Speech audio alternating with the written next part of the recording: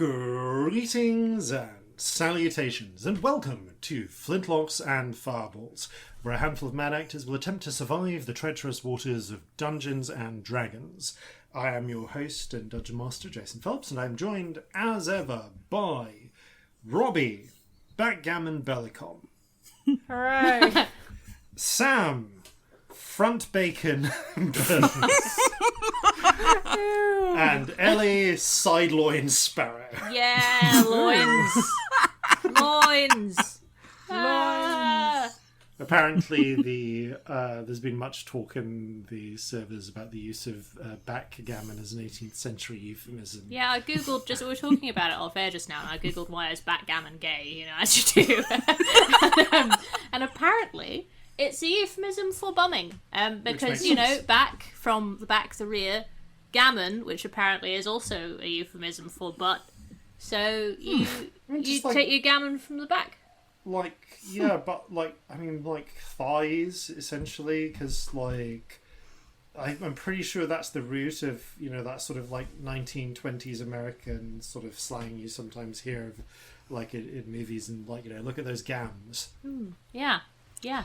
I hadn't made that connection. Yeah. Now when it's Christmas time and you're about to settle down for a nice game of backgammon with your nan, you can feel weird. Congrats. Or at least you'll have some interesting dinner time conversation. Yes. And on that... bumming. And on that Hooray, horrifying bums. mental image, it's time for us to take the psychic scream and channel its energy to pierce not Nan's backgammon, but instead the veil of time and demand future us what messages from the present. It's Future Jason with messages from the present. This episode of Flintlocks and Fireballs is brought to you by you. As ever, a massive thanks to our crew members on the Flintlocks Patreon who help keep this ship sailing. There's a wealth of extra content and bonus features for patrons, including regular blog posts, extra stories narrated by the cast, artwork, and a monthly poll for the community to help design an element to go into the game. You can check it out at patreon.com/Flintlocks and Fireballs, link in the description. And that's it for announcements this time. Back to you, Past Jason. Bums. I still don't... I've done that so perfectly when you started talking. Did you even hear that? Anyway, carry on. No cross-talk on podcasts. It's very unprofessional. Oh, I still don't know how to play backgammon. I really should learn. I actually have no idea of the rules. Legitimately, I don't think I know it's an old game. It's apparently related to the Royal Game of Ur and stuff, but I still don't. There's some degree of chasing around a board. Yeah, you got to cycle the board and get all your pieces off, but to actually go into it would be too complicated right now. Yeah, chase that. I refuse to believe there are any rules, and I think it's like Mornington Crescent, and it's all nonsense. I mean, we've definitely played it like that on this podcast before because none of us knew how to play it, but we had characters playing it. Yeah. Actually, a gay on this podcast played it with a girlfriend. Oh.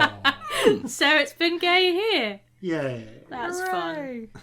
A real gay played backgammon because we're so authentic. And on that cheerful note, it's time to begin Flintlocks and Fireballs. Our land stands on the sabre's edge. Our cities are a powder keg. Brother chains brother, no one's free. A life on land is short, you'll see. So gather your muskets, gather your spears, we'll plunder the shores of Calcinea. No kraken, storm or spell we fear, so come and sail with us, my dear. Previously on Flintlocks and Fireballs, the party continue advancing further and further into the Cirrus Citadel, having now, I believe, met their 9th sorcerer, having overcome the trials of the sea sorcerer Oceanos, and spoke and exchanged words, learned spells from his echo of Petroleone. The party must now prepare to advance on to the next wing of the Cirrus Citadel.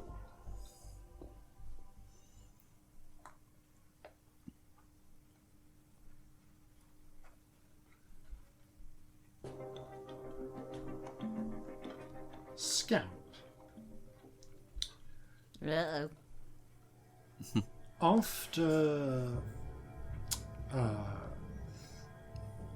After some time, Celestia returns to the tower amidst the perpetual snowstorm. Eyes rather red.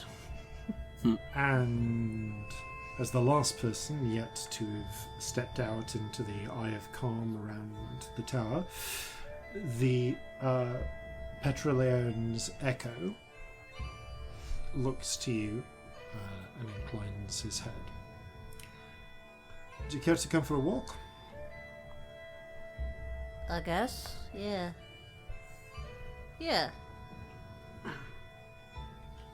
He leads you out and again begins a gentle walk through the snow. So,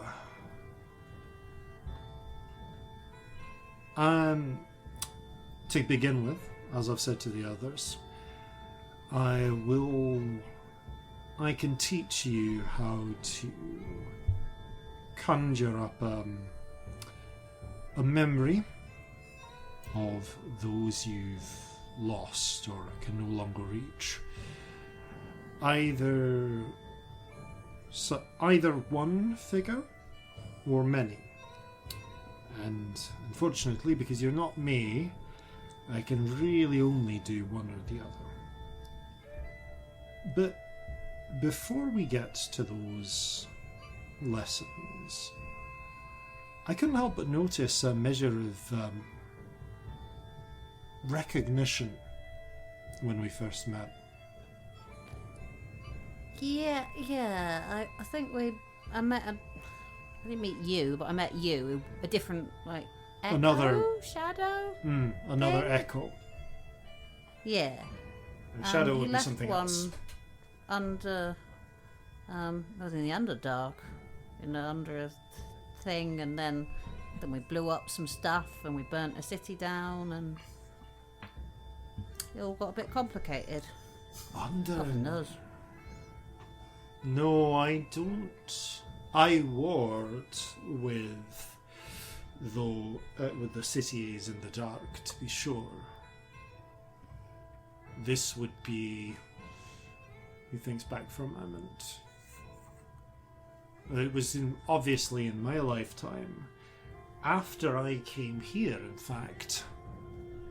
I learned about it later from myself, before his final visit. But I do believe I know what you speak. And I think I would have, as I recall from his conversation to me, I must have bound an echo to the artifact that Yeah. I had quested for. Yeah. There was a big old thing underneath, and we killed two things that thought they were gods, I think, sort of. It was a whole thing. Well, you may well have done. Depends whether or not it lasts. What, killed actual gods? You have to understand, by the time I came around as me, he gestures to himself, Petroleon. Yeah. I was raised in a time and a place where there was one God. And it wasn't until later in my life, as our wars brought me to other lands, beyond the reach of the Regency that I encountered the idea that foreign demons were believed to actually be gods. However, one thing I learned is that it's surprisingly hard to kill them for good, so long as there are those left who honor and remember them. When I set about killing gods, I had to kill everyone who remembered their name. Oh, wow, okay. Well, that's...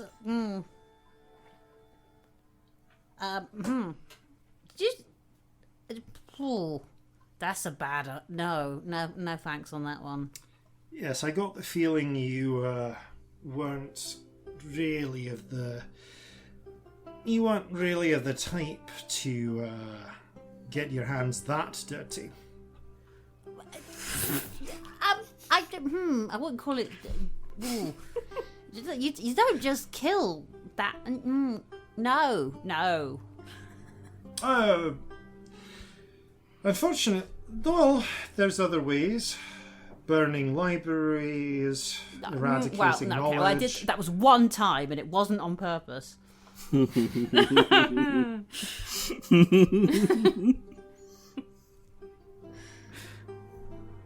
Let's just say that it's... Gods are both astonishingly fragile and amazingly resilient. I met someone who was sort of... Well, I mean, Bobby says he's a god, but I was suggesting I get myself a cult and that I could be a god, and I don't think it's a good idea. We're putting a pin in that one, a really big pin, keeping it well pinned down out the way where we don't accidentally do it. But is that a thing that sorcerers could do? I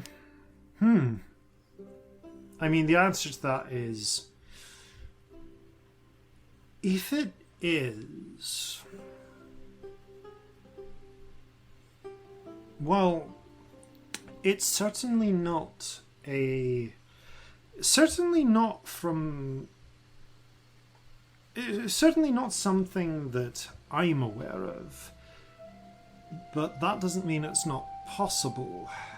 The thing you have to understand is that we, and he sort of gestures broadly around himself, that is, the 12 of us, don't share everything with each other.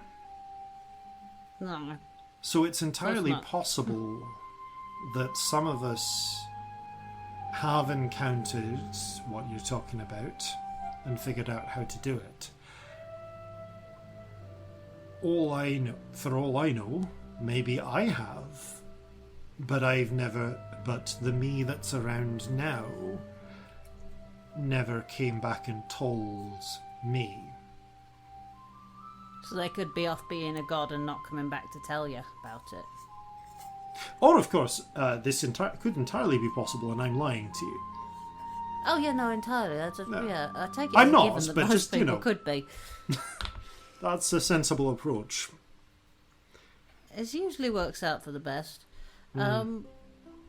Gather around yourself those you can trust to tell you the truth.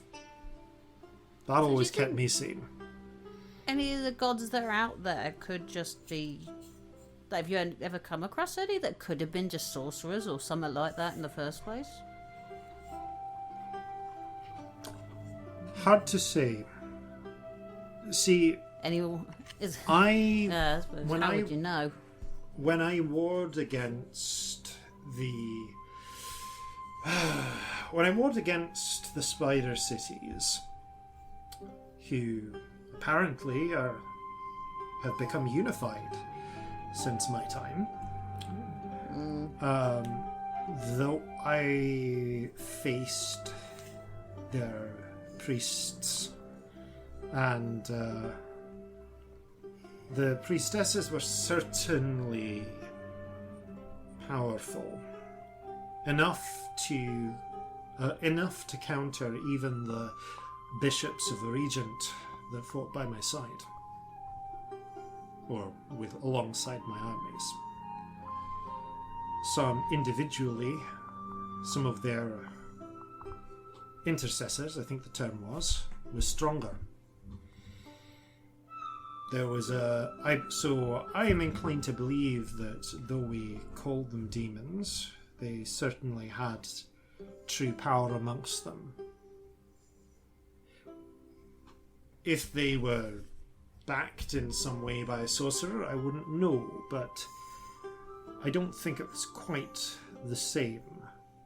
Equally, throughout my reign, I fought against another of my kin, to be sure. And though I don't believe I ever successfully tracked them down, the traces of the Shaper of Will were visible to me time and time again over decades. That one worries me. Pray you never fight them. Or, if you do, pray you can find them. My worry is that we're already fighting them and we don't even know it. Aye, that would be their way. It took me... I must have put down 3 rebellions and conspiracies before I began to see the threads connecting them. There are a lot of, rebellions, revolutions, everywhere we go, and well, they do happen naturally, you know. Yeah, but, I mean, everywhere we go.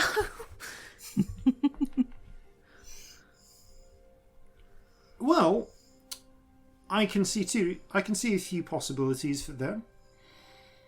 One possibility might be that, like myself, you see places that need you, and you go there. Yeah, okay, we do that. And that means, especially when you bring power into the mix, what was on the verge, like a wasp's nest that has been building up slowly over time, the introduction of a boot sets it all aflutter. Another possibility, of course, is that by your very nature, you are causing these circumstances, or causing them to ignite. Okay, one of them was slightly up, maybe sped it up a little bit, because I may have messed up a spell a little bit. Oh, I know that feeling. What did you do? I tried to make... to just go, oh, look how bad, hangings are bad, make that stop. And instead made... I think I was trying to make their saint appear, and they went, oh no, it's the regent, and we better start a revolution right away. Or something like that. I don't remember. I got the face a bit wrong. I'm never great with faces. I see. It was real bad, though. Real bad. It works out in the end, mostly. And if I may be frank about this, how long have you been torturing yourself with the guilt and responsibility of starting a war? How long ago was it? I don't know. I think probably about a year at this point. Yeah, about a year then. Well, it yeah. took Actually, how no. many months to get to Sunder? Oh, good point. So 9 months, probably, by this point. Because you were about 3 months in when you got to Seoul. So yeah, it's been about 9 months. Yeah.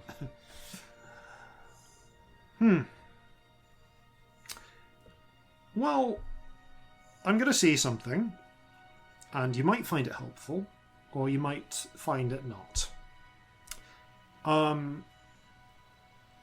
very used to having a surprising amount of power, of being able to turn, it seems, the tide of destiny, certainly the tide of battles, maybe even wars. Am I right? I mean, yeah, because sometimes I just want something to be different, and then it just is. And I thought that was just, a one thing and got lucky. But no, I feel like, literally changing things just by wanting it. Mm. And how? No, that's not how that's supposed to go. And how old are you, and how long have you been able... how long has it been since your powers came in? I think at 15 we worked out. And... I mean, less than 2 years properly. Aye. I think. Well, that makes sense for where you are. I was pretty similar. The good news is you will eventually grow out of your self-absorbed arrogance. Because you're not actual... Because, don't get me wrong, you're powerful, but one of the things you're going to learn is that the world doesn't actually revolve around you. And you, frankly, are not the shaper of will. You can't start a revolution out of nowhere. You can't start you can't start a full-scale war out of nowhere. Which is good. What you... Can you imagine if you could just wish that something was the way it was and it would just happen? That'd be a lot. Aye. Well, the thing you need to understand is that if you fucked up and a revolution broke out, the wasp nest was already there. I just gave it a kick. Exactly. Now, it might have broken out later, and maybe it would have been worse. Maybe it would have been better. Maybe the whole thing could have been diffused, but the conditions were right. And again, unless you are the shaper of will, you did not create those conditions. No, I'm not the shaper of will. I don't know which one I am. Oh, I can tell you're not the shaper of will. We would not be having such a polite conversation. No.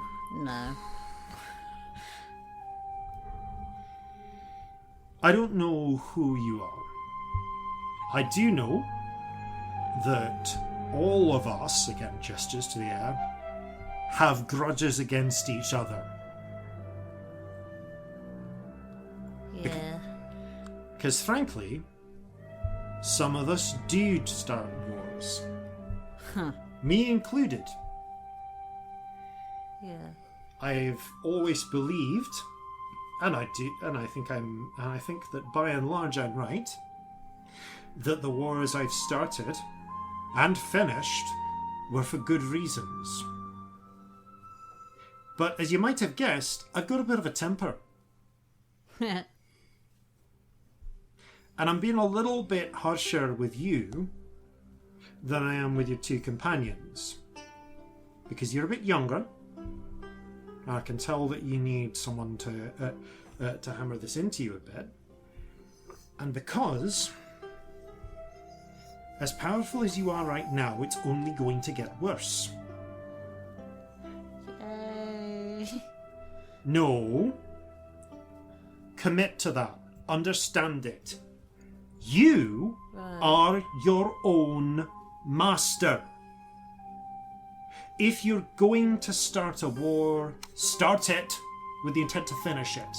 If you're going to build something, if you're going to commit to building something, commit and build it.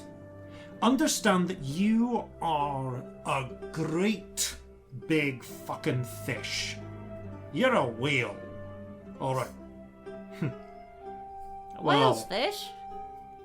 I thought they were some sort of duck. It swims, it's in the sea. Why would it not be a fish? I mean, surely But it doesn't breathe water, does it? It has to come up top. Like Okay, a so frog. Is it a kind of legless frog? It's in the water. Does it come out of the water? It can't be a frog. No, or Literally a duck. can't just say this shit in front of me. Like, just...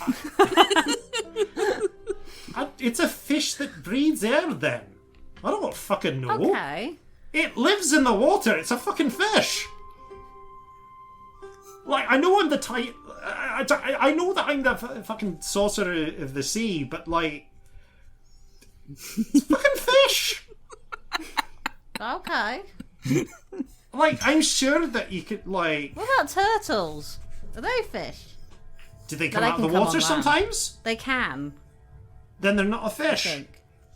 But they If you're live in the stuck water. in the sea, you're a fish. Otherwise, why the fuck are eels fish? Why are those What fucking... about octopuses? Yeah, though they must They're be fish. If that's not the definition of what a fucking fish is, then there is no definition for being a fucking fish. Because too many things are called fucking fish. I'm sorry, is Also, this man's... okay, there is no such thing. I'm going to say that there are no fish. Is this man's sorcerer moniker the sea? And does he not know what a fucking fish is? Because that's everything. If I'm honest.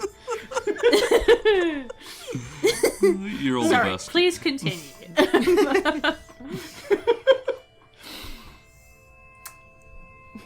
But yeah, you're saying commit to things, do them on purpose. Yes, no matter how tempting it is to get sidetracked by an argument about what a fucking fish is. We need to find ourselves some sort of expert on this. We're not going to find one here. The point is, yes, you're a great big fish, but you're not the sea. So you can't hold yourself responsible for the tides. Even if you're a big enough fish to sometimes change the way they flow or move, you don't control the fucking tides.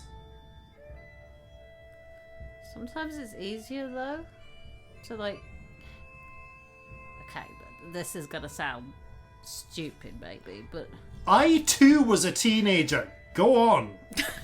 but if I blame myself and take the responsibility for things, it feels like I've got more control over them. Whereas if I just go, there's other people, there's other things, it's not my fault, it's not in my control, then it's not in my control, and that's much scarier.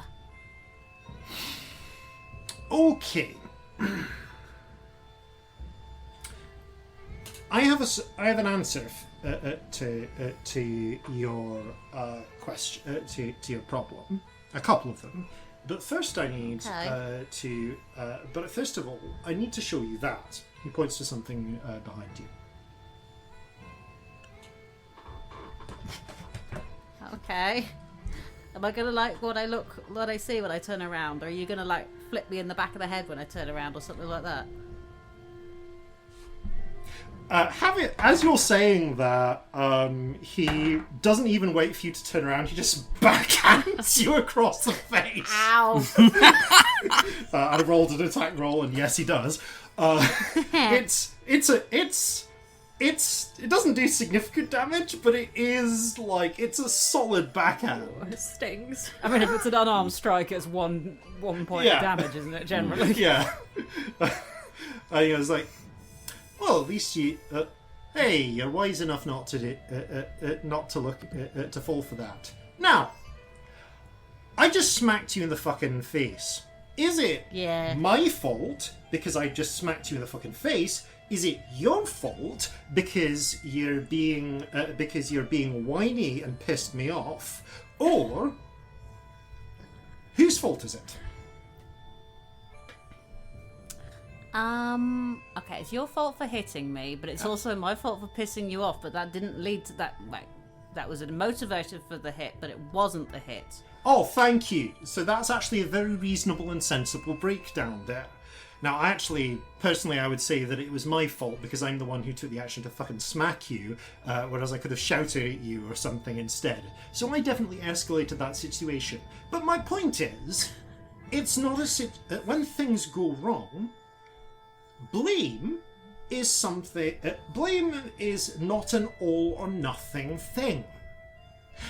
you carry some responsibility for being the boot that went into the wasp's nest. But from the sounds of it... I can't wear boots. They don't go on my feet. I can put them on my hands. For being the hoof that stood on the fucking wasp nest. But it sounds like you were trying to move the wasp nest somewhere else and you dropped it. Fine, whatever. The thing is, even if you'd kicked the damn nest, while you'd carry more blame for that, it's still a bunch of fucking wasps. And if you blame yourself for everyone who gets stung by the fucking wasps, you're letting the wasps off the hook. This is the thing that happens when you take all the blame for a thing going wrong. The other people who need to be taken to account get off scot-free. But there's a difference between responsibility and blame. Aye. Because I might not be taking the blame, but I still should take responsibility because I can do something. Excellent. I can make the wasps all turn into bubbles or something. Okay, and when you started your revolution, did you, sit back and let it happen? Or did you get the fuck stuck in and fix things? I tried to fix things. Okay. Do you think, by and large, more people's lives are better off for you having gotten stuck in? Not just, don't think about any individual act, but in aggregate over the whole of the damn war, do you think more people's lives are turning out for the better because you got involved after that point than otherwise? Yeah. Well then, that's taking fucking responsibility. And if you've taken responsibility, you don't need to be tearing yourself up with guilt because you've done the thing. You can feel bad about it sometimes, but the point is, you've gone in, you've acted, you've done the best you can, and you can do more because you have more power.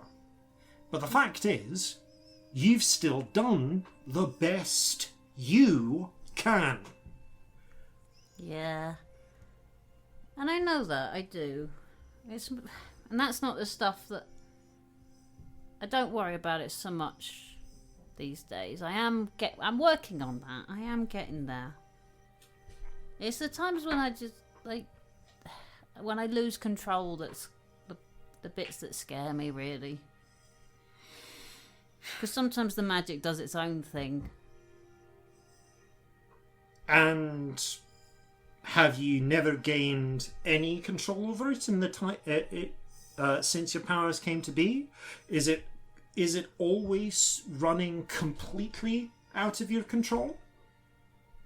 No, but it's still not. Sometimes I feel like there's two ways it could go, and sometimes they're both bad. And sometimes they're good. And but it's was still it not always the case that it could have gone two ways? No, that's new. It's very recent. Well, that means you're fucking learning. You're not at the end of your path. And, frankly,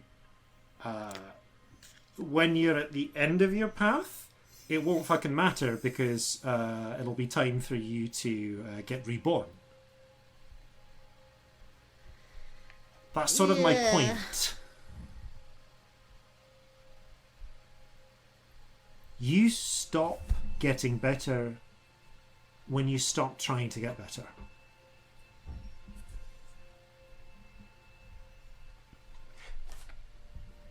Injustices happen when we stop trying to make the world better. Because the thing is, Do you want to know a secret? Yeah. Justice isn't fucking real. Well, no, I've met him, I know. Go on, just Never go and mind. grab me a fucking handful of justice. Oh, I ain't gonna like that. No, I know what you mean. Sorry, there's a person and it's that makes that sentence real weird. Right. Okay. Well, you know, conceptually, weigh me some fucking justice on a scale. You know, find me an ounce of mercy. You can't do it because those things don't exist. The good things in life don't exist unless we fucking make them exist. Do you... Right. He gestures up at the tower for, like, looking around for a limited number of things to put out. Okay. This thing here. If we were in Calcinea, I would be pointing at, like, a city or something. Or people living their lives. But this is based on... Would you like me to do like a little illusion so you can point at it? I'll make some stick figures. There we go.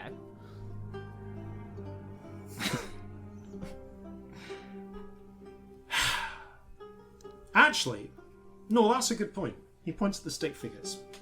This. Your... Kids drawing stick figures in the dirt. Or painting things. Or, like, making... Or moments in your life where you get to sit back and have a drink with friends and a good meal under warm skies, and everything's safe and well.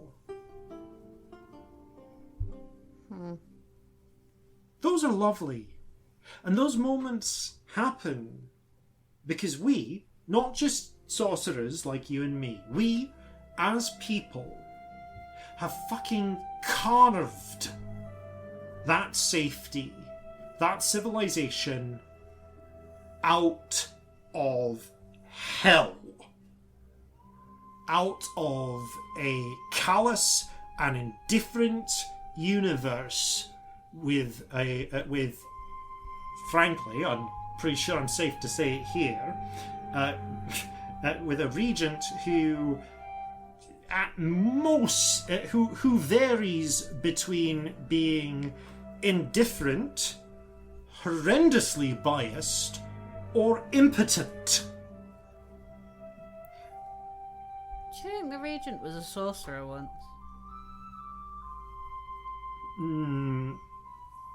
Well, if they were, that'd be quite impressive given that I've met all of the rest of them. Well, present company accepted. And we've all been here since my time. What if there was another, though, that was like, just never came here? Is that possible? I mean, I would have yesterday I would have said no, but I'm you're fucking here, so who knows? I don't think I'm any of them.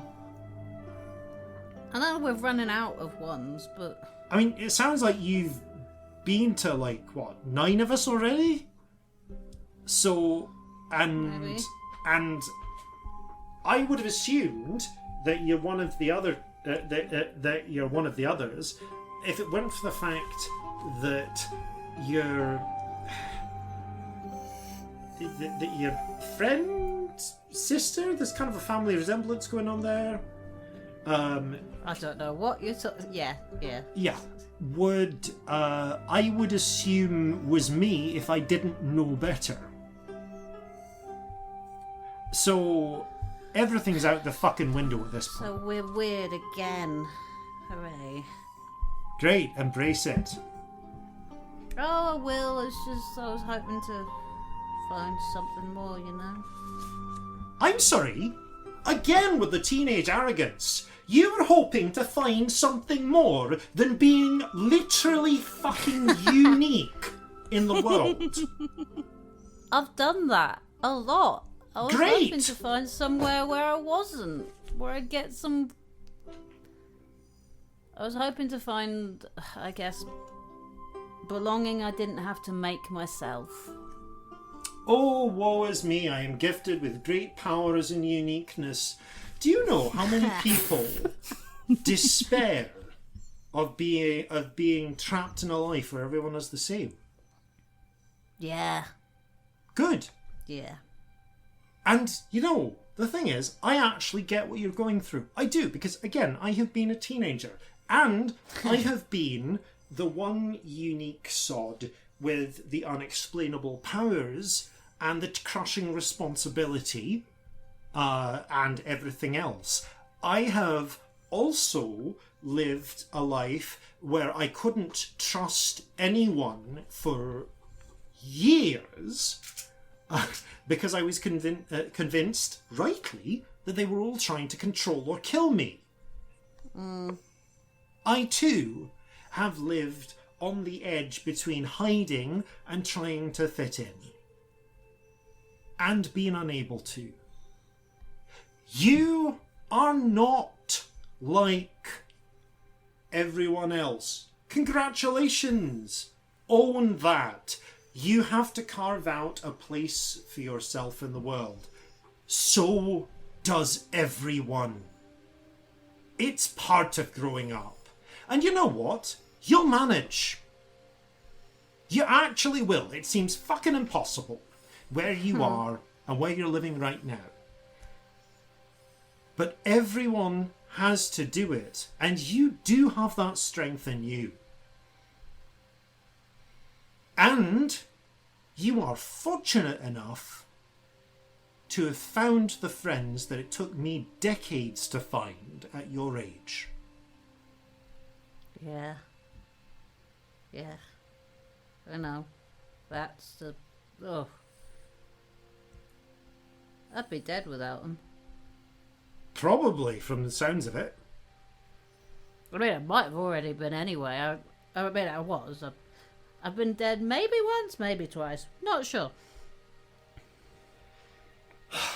Fact is, the majority of our lives, we don't make it here.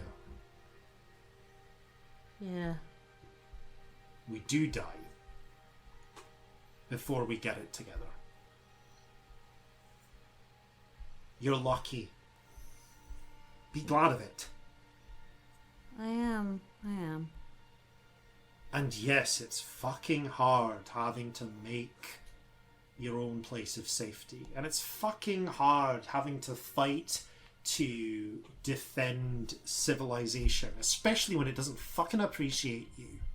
It really doesn't want it sometimes, does it? But the thing is... how to put this? Have you seen what happens when you... You've seen by now, I imagine, what happens when you don't act. Yeah. I spent my life carving out stability in chaos. I slew monsters, sometimes that looked like people, sometimes that didn't. And I slew people. Sometimes good people. Often bad people. Often evil people. But most of the time, just people who were being coerced or controlled or misguided by the monsters. I waded through fucking oceans of blood. You think that doesn't weigh on me? And yet, it lasted. And I know it lasted because I've spoken to the versions of me that came after. or to others. Yeah, it did. Because everyone is going to look back and call me a warmonger and a conqueror, and those things are right, and criticize me for the things that I did. And some of them people don't even remember because I did them well enough. And again, they would be right to. But what they don't remember, what I remember, is how fucking terrible everything was when I was alive.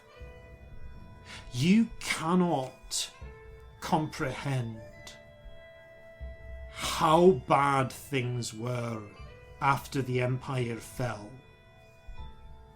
3 centuries of constant warfare.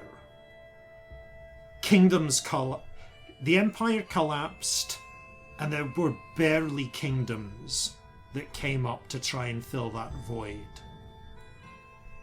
Everyone was starving, life was nasty, short, and brutal.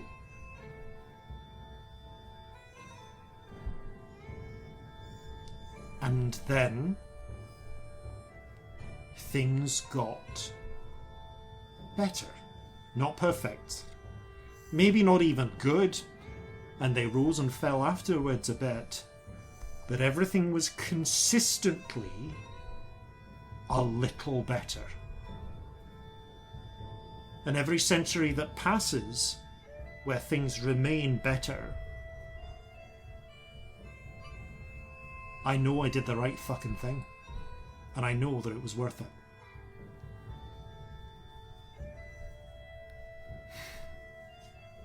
And I'm lucky, this memory, this echo of myself, that I get to witness that. Not everyone does. Sometimes you just have to take it on faith. Yeah.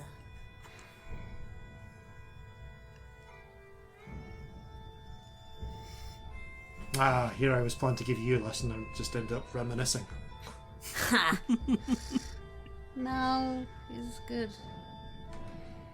You're making me think. That's not a thing I do very often. Try to avoid it where possible. Thinking is like any other uncomfortable thing. Sometimes you just have to do it. Yeah. Maybe, I don't know. I know the ways that I got through life. And you're not me. And maybe you'll find a different way. But sometimes you just have to muscle through and do the uncomfortable thing because it's the right thing. And this is a lesson I didn't learn until later in life. If you have the luxury of the friends and the companions that you do, when you've done the necessary, difficult and brutal things, take a fucking break and spend some time with them and learn how to rest for the time you can carve out. Enjoy the damn fruits of your labours. I don't like fruit. Eat some fucking fruit. Trust me, you're gonna you'll regret it if you don't. Or at least some pickled onions or vegetables or something. Oh, I like pickles. Eat some damn pickles, especially like gherkins, cucumbers. Just eat some damn greens. Take some time to actually enjoy what you've done, because you'll regret it if you don't. Because you'll be called back in again sooner than you think. And if you try and stay on edge and alert, every moment you'll break when you're needed. Yeah. Yeah, I've done that before. It's alright. You're young. You get to make mistakes. You even get to make them 2 or 3 times. Just fucking learn.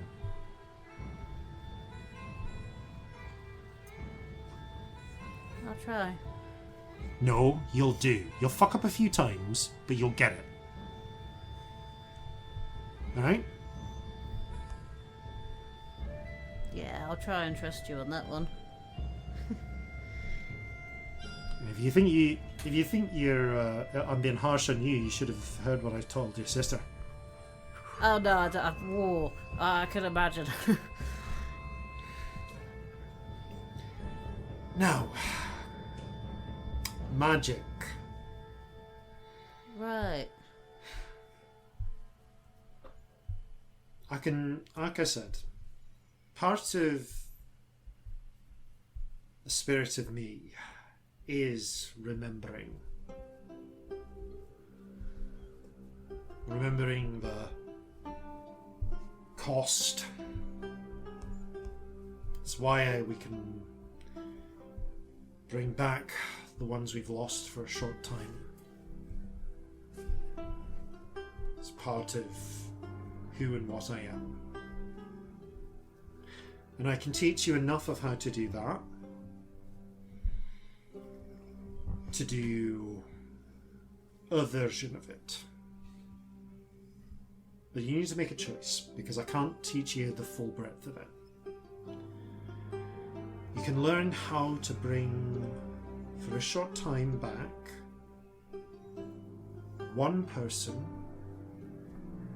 as accurately as you can remember them. Or many. Where you are now could be half a dozen, could go up to maybe even 2-3 dozen, but someday you might be able to, you will be able, if you take that route, to be able to conjure up a company of those you've lost. I suppose you could call them a shallow reflection. You'll get the highlights, the high points and the low points, but it won't be as accurate as one person rendered as well as you can remember. Okay. How well do I have to remember them? How well did I have to know them? You need to have... Well, it depends on how well you're trying to bring them back. For instance, he gestures, and with a flurry of snow, you see next to him a halfling woman appears. Not as a frozen image, but standing in place with a kind of leaning to one hip slightly. She's wearing what looks like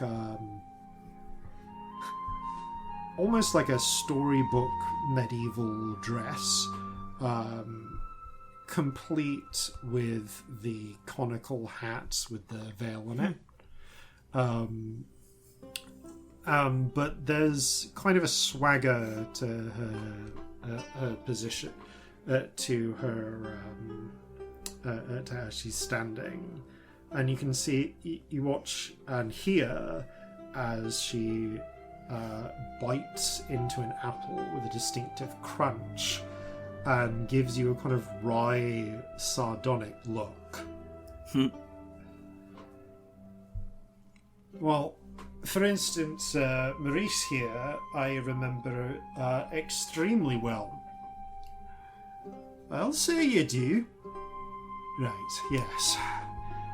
So I can recall her with quite a lot of fidelity. And because I knew her very well, I can recall her with a lot of fidelity.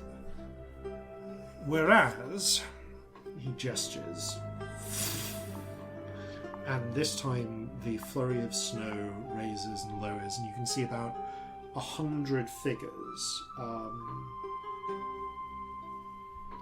Not the conjured army of before, not that you saw that, but the one that he conjured while speaking to Corzin, but instead about 100 halflings, humans, and orcs with varying outfits. Some looking more like peasants' tunics, others looking like nobles or merchants. A sort of colourful cast of characters, and they do seem to look lively. They look around and and you notice them glance around and start chatting with each other. But there's something slightly superficial about the way they're acting. They feel more like characters than fully realized people, than the same sort of fully realized person that Maurice is.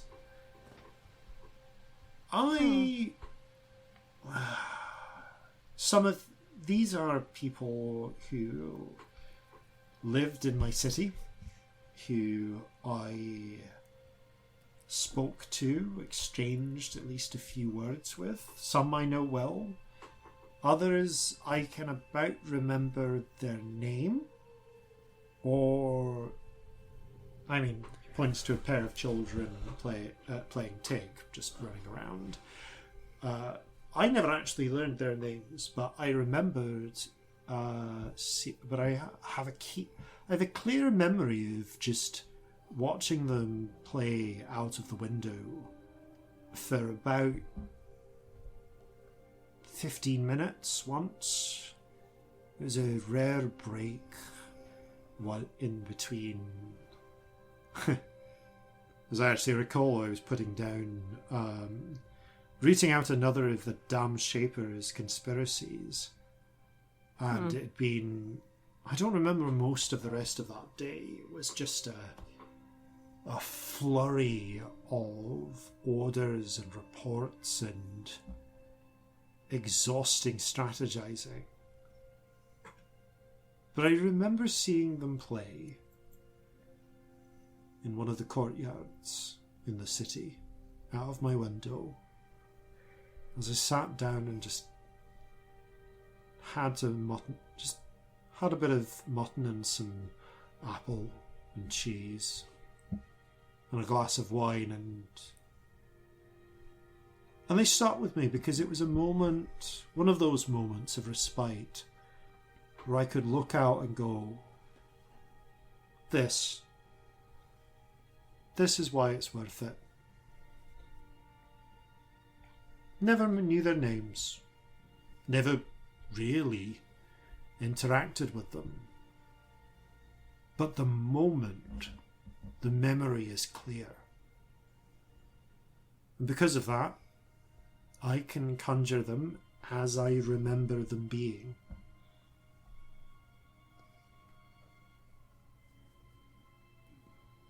You're going to I'll never get the full depths of who they truly were because I didn't know them that well. But for this, I know them well enough to remember. If you can remember someone that hasn't, for whatever reason, hasn't faded into the multitudes of all those you'll ever meet, then you can bring them forth with this spell, as well as you remember them. You said they had to be, gone, so they have... not dead. No, but not able to come to your side. What about me coming to their side? Does that count? Here's the question. One of your companions, I believe, mentioned something about an impossible thing, travelling from place to place in an instant, without even going through the world of dreams or the hidden passages. Yeah. Which, again, yesterday I would say is impossible. But clearly, there are impossible things in this world. Even to me. So it might be that you can be at someone's side in an instant. Do you need to know where they are? I need to know where I'm going. And if I know who they are, we can message them and ask. Well, that's an interesting question. I suppose the answer to that is, in the moment you need them, could you bring them to you? Or go to them? Because if I'd run out of, if I'd overdone it with spells for the day, then it could be anyone I couldn't reach. True. I think that it fundamentally comes down to Loss. You said loss was important. loss. See, the thing about Maurice here, she takes another bite of the apple, is that I lost Maurice long before she died. She grins and casually spits a bit of apple at his feet.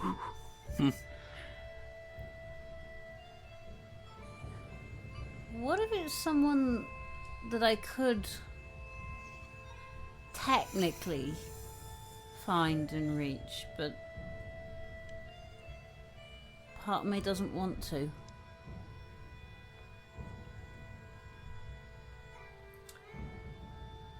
I could have fixed things with Maurice. In theory. In practice, neither she nor I would have done so.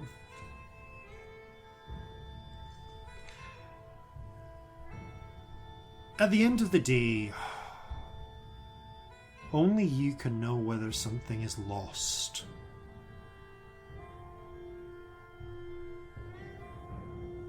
And you can try and justify it to yourself, or or try and loophole your own mind into what it needs to be. But it's not your mind that the magic's going through. It's your gut.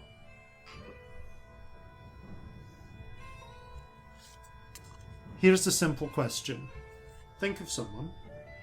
Think of this person. Yeah. Are they lost to you? Don't just give me the answer that comes to your gut. Are they lost to you? Yes. Then you could conjure them. I don't think I could, though. I mean, technically I could, but I don't. Oh, now, whether you want to, that's a different matter. That's... But the point is, if the answer is yes, then you could. Because in your heart of hearts, this doesn't replace the real thing. It is a solace. It is a balm for a wound. But if you could just heal, if you could bring back the thing that actually was lost, you'd do that.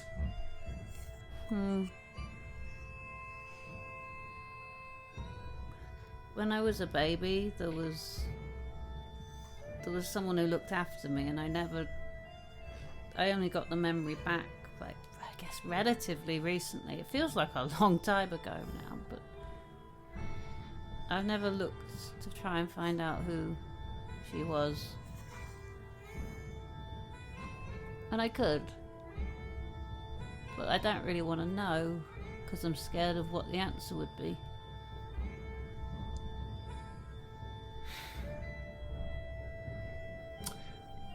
Well, to that I would say, is anyone besides yourself helped or harmed by that knowledge, or that lack of knowledge? I don't know. Then Because I don't know what it meant to her. Then duty That's does the not thing. compel you either way. No. I can't help you answer that. Could I use it to bring you to a place?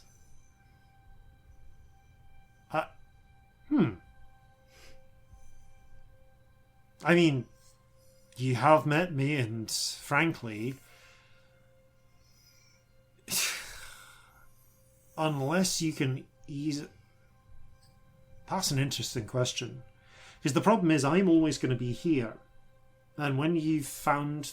Once you have the run of this place, you'll always be able to return and visit. But in the moment, if it was important and I couldn't leave, I can't bring you to me. No. But I suppose you could... You could summon a memory of a memory. Huh. And the answer is, I suppose yes I could.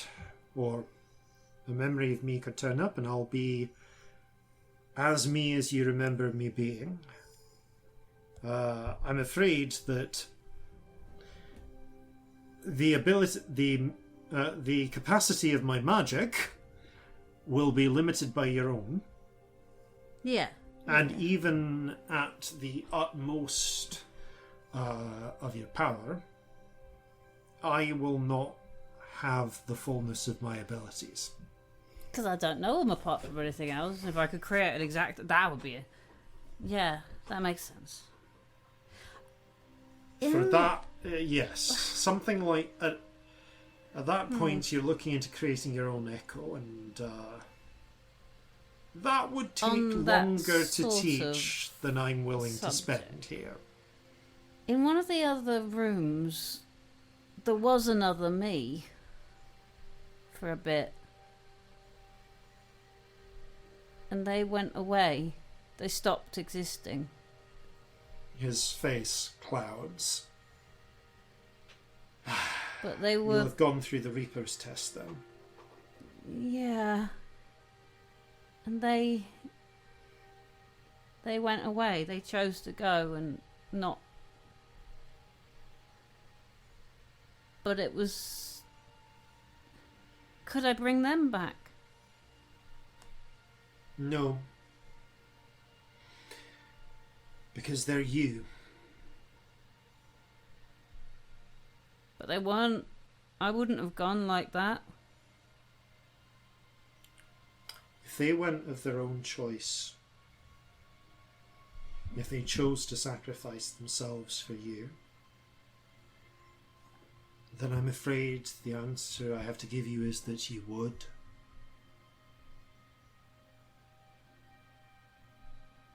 They might not have been a perfect copy, but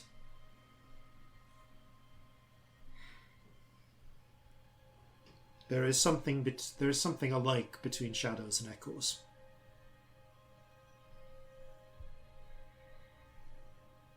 So I can't see them again. I'm sorry. Okay. Wow, didn't think that would hurt. That feels arrogant. Like, the one person I want to see is me. Oh. You think I don't look forward to visits from myself?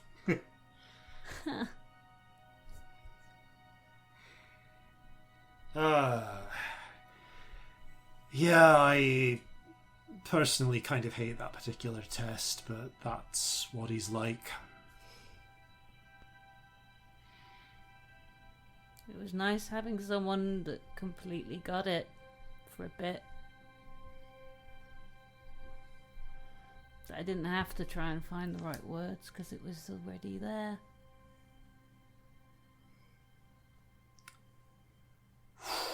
I would have liked that back. I have a question for you then.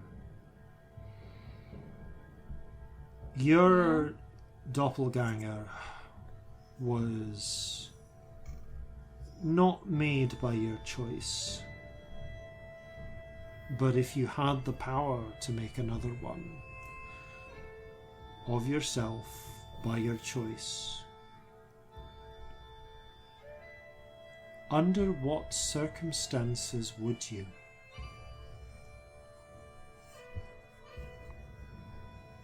Because I'm afraid this is a question you will need to answer.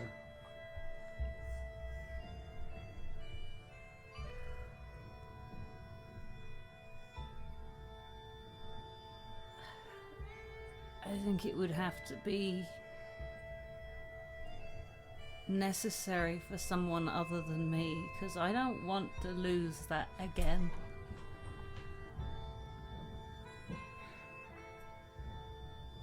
You will learn how to make echoes of yourself if you reach the end of what you seek. Yeah. I was as kind to myself as I could be. You'll need to learn how to do it with finesse.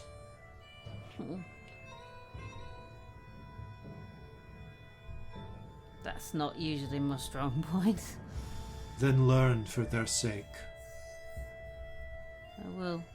Not all of us gave our echoes the ability to tune out when no one's around.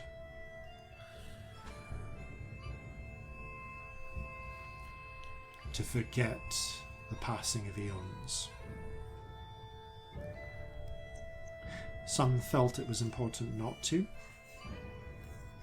Some didn't care. Some were just thoughtless. I remember meeting them before I made me.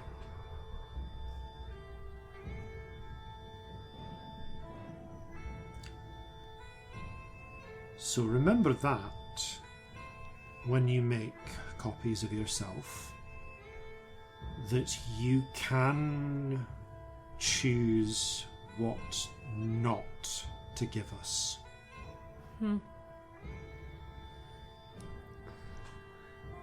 Every copy is, to a greater or lesser degree, a compromise. We are echoes and not the original. Beautifully created with astonishing fidelity. But we are like a painting of you in a moment captured and held.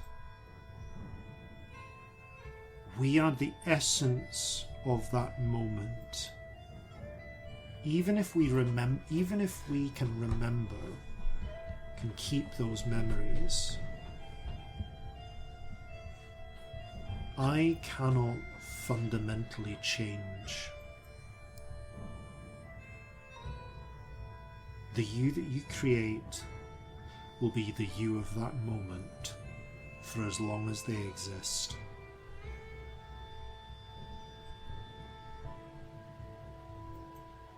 But they will be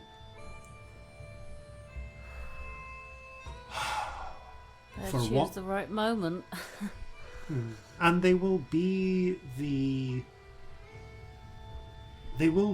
as alive as we can make them.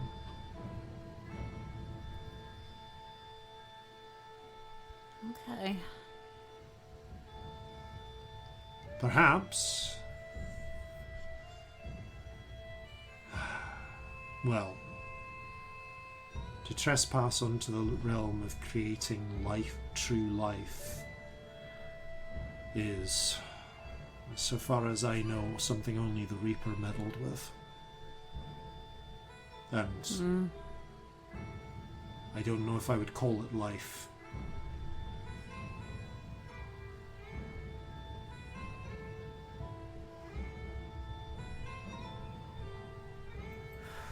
You may have... You may, as you say, have... You may well have to get your wish. That there is another you. It may be the time comes that there are many.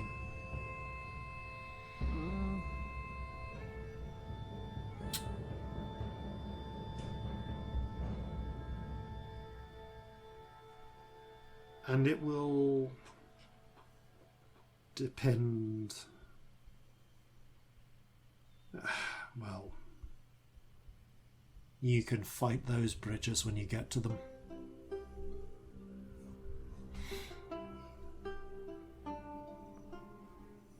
Fortunately, you'll be happy to know that this particular spell is not so long lasting. Huh. You get about an hour, less if you lose your focus. Though at the height of its power, you might get a day. And they are not truly alive, or even as alive as I am. They are memories, given form and function. So you need not feel guilt when the spell ends.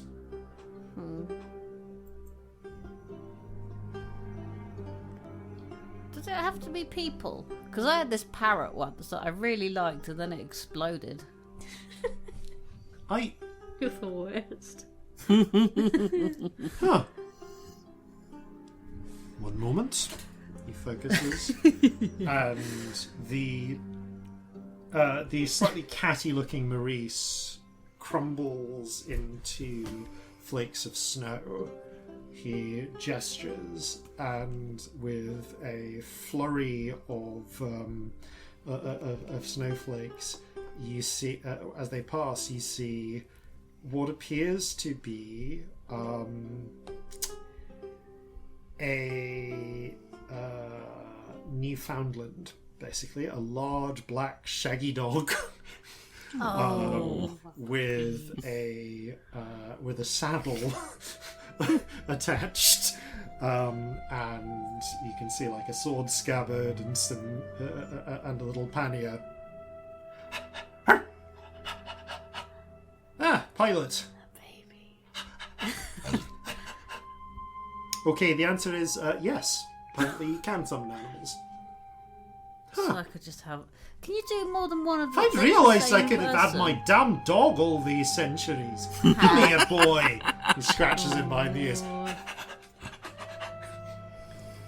What if I wanted to make, like, loads of the same parrot? Glances to one side. Raises a hand as if to do something to the crowd of people, and then lowers it. I mean,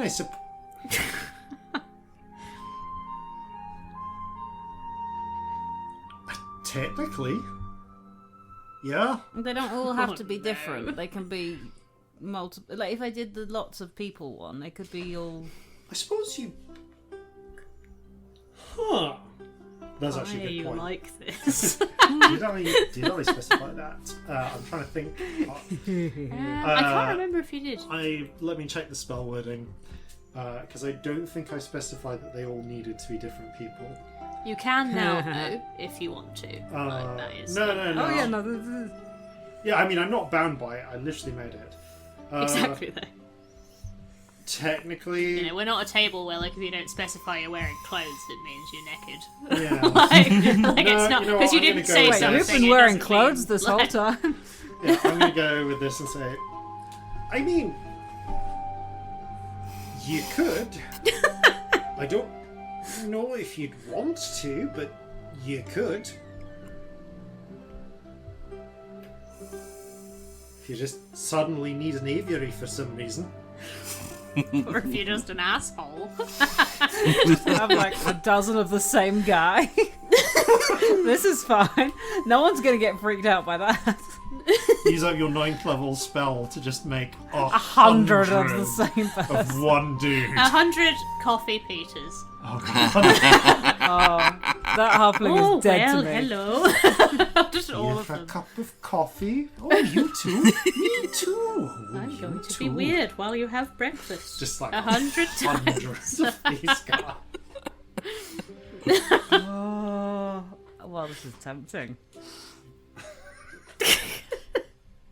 I love that, like, the ageless sorcerer is like, well, I don't know why you would, but, like, sure. Like, there's nothing specifically stopping you. Except common sense. That's never stopped you before, and we shan't pretend it has. No. If you ever want proof that you are not the same sorcerer as this man, It's the look he's giving you while you ask these questions. That's the proof. Yeah.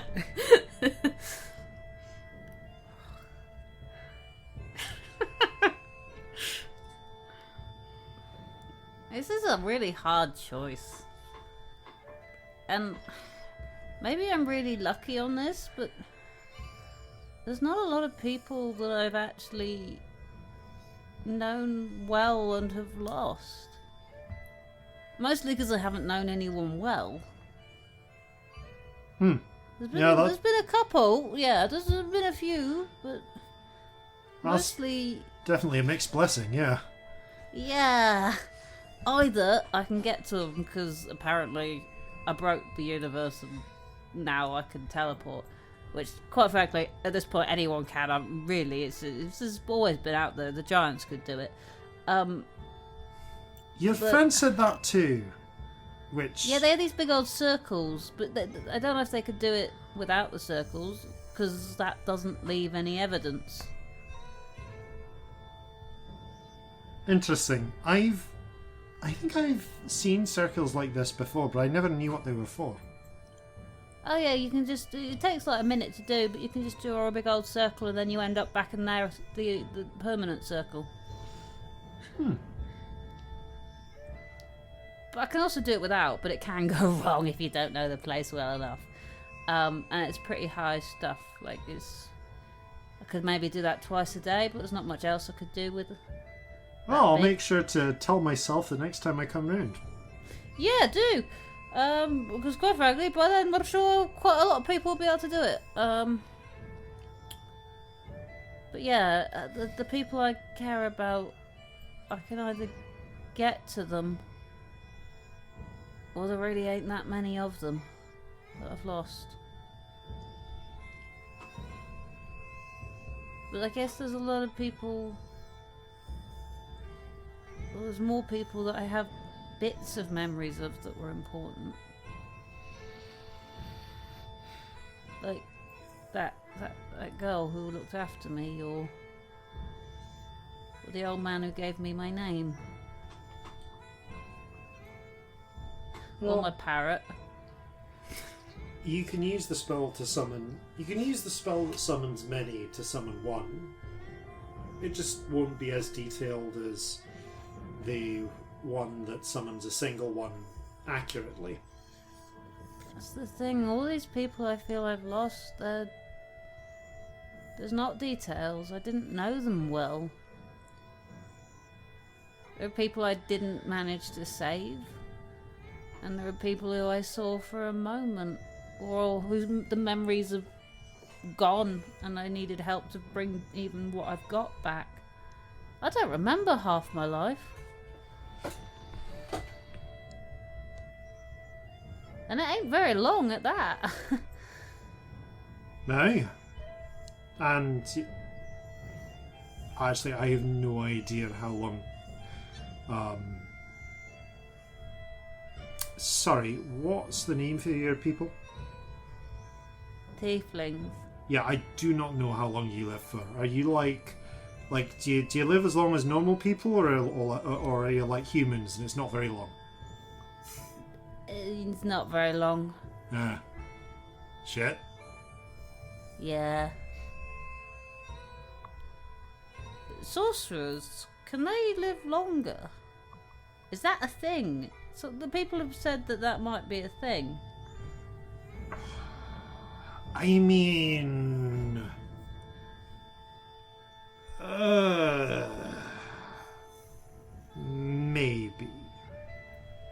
Wow. That's a helpful answer. No, I mean, it depends. Well, ordinarily I would say it depends on which one of us you are. Okay. There are routes to longer life. Are they bad routes? You're making them sound like they're bad routes. Are they like kill someone and steal all their years sort of routes? That's one of them. Oh, I don't like that one. I don't like that one. Though actually, from what I understand, that's more the sort of thing that. Well, there is this one particularly. There's one particular. Let's just say witch that I knew in life that was more of that sort of deal. The fact is, I only know what I can do in great detail. Yeah. It might be that, say, the smith could, fashion a heart that kept you young forever, or that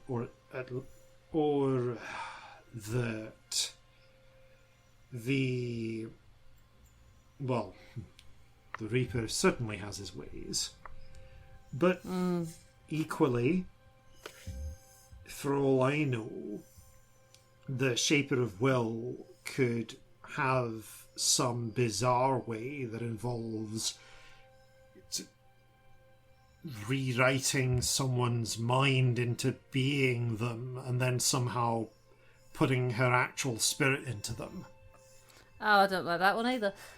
But there's someone that has been around a real long time, and I've just been worrying they might be a sorcerer, because I wouldn't like that. And the answer to that is maybe.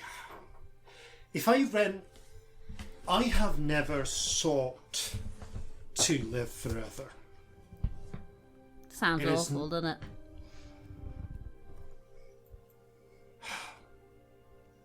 I mean, yes and no.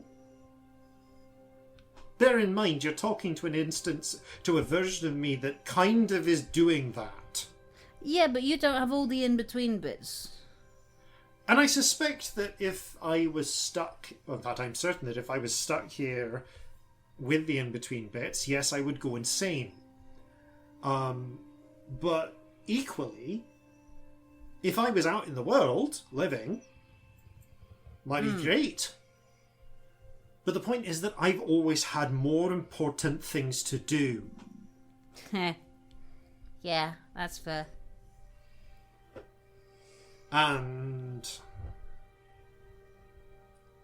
well, not to toot my own horn, but I've never really been a survive at all costs type of person. However, if I really went into the depths of my magic, there's probably a way. I feel like there would...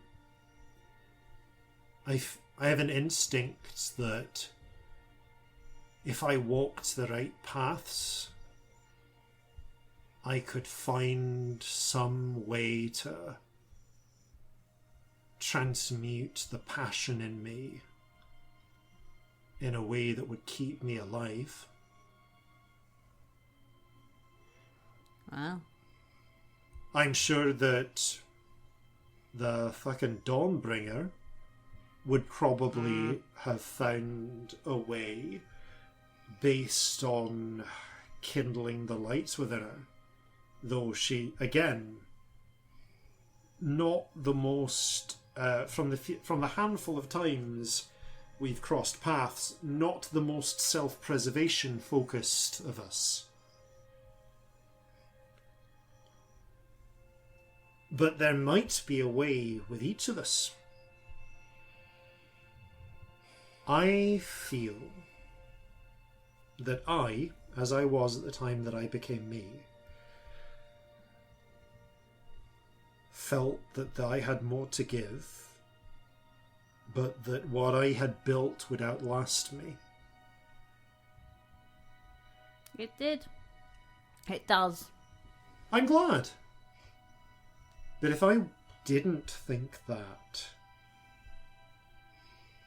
if I felt that I needed to be around for what I built to stay there, or that my duty would not permit me to die, or frankly, if I'd just been a selfish enough asshole that I was willing to live forever no matter the cost, I might have found a way.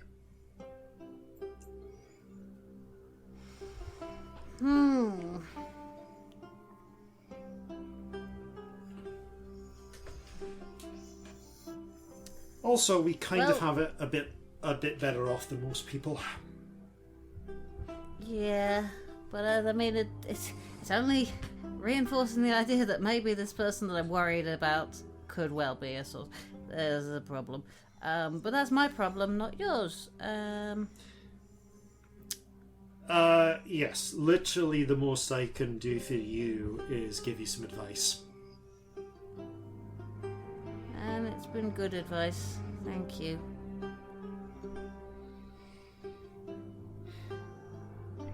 So, sounds like you're leaning towards Minnie. Yeah, I think if I could have seen me again, it was brief, but it was important. If I could have seen them again, then yeah, I would have taken it. But if I can't,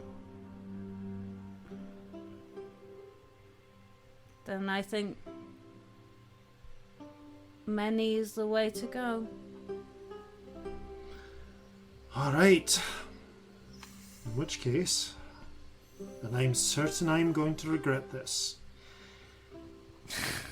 I'd like you to focus on this parrot. I 100% would like to focus on many of this parrot. And As the many of this parrot as I can manage.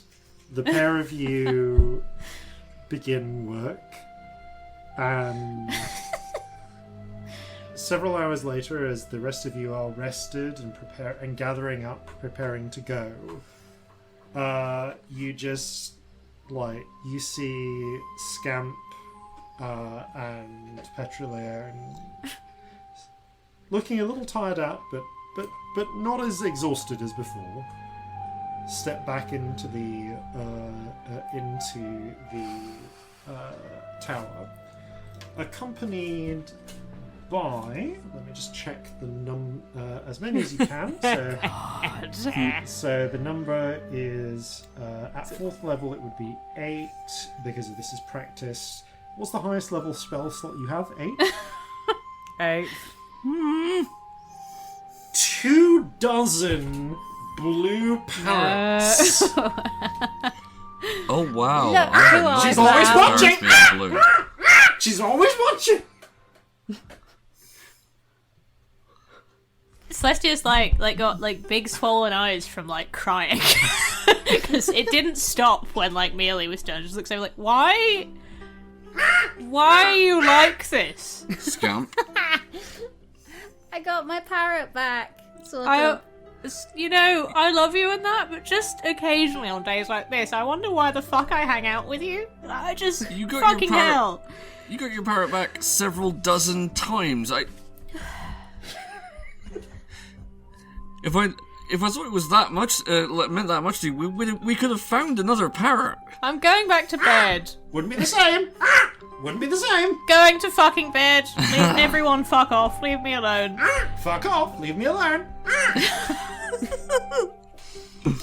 This, but a cacophony of them all Just doing everywhere. it at different times. Did you know you can make the same thing multiple times? Multiple times. Multiple times. Isn't it great? Multiple times. It Some had occurred. extremely loud illusion music comes from the bed that Celestia is now in. It had occurred to me, but this raises wonderful and terrible implications as to how this spell can be used. You can be used.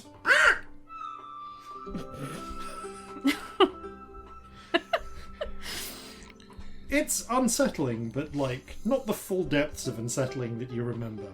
more like 24 cheap copies.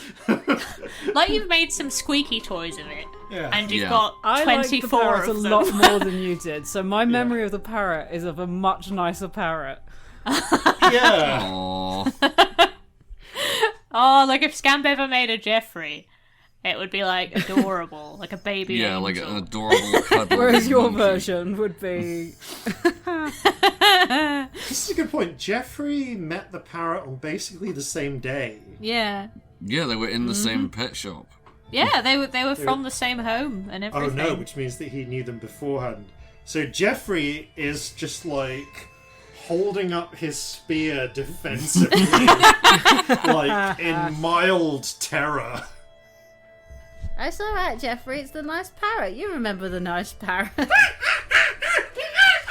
Nice I rather parrot. think he does. Nice parrot. He like slashes at them desperately. They fly just out of reach. The illusion music gets louder.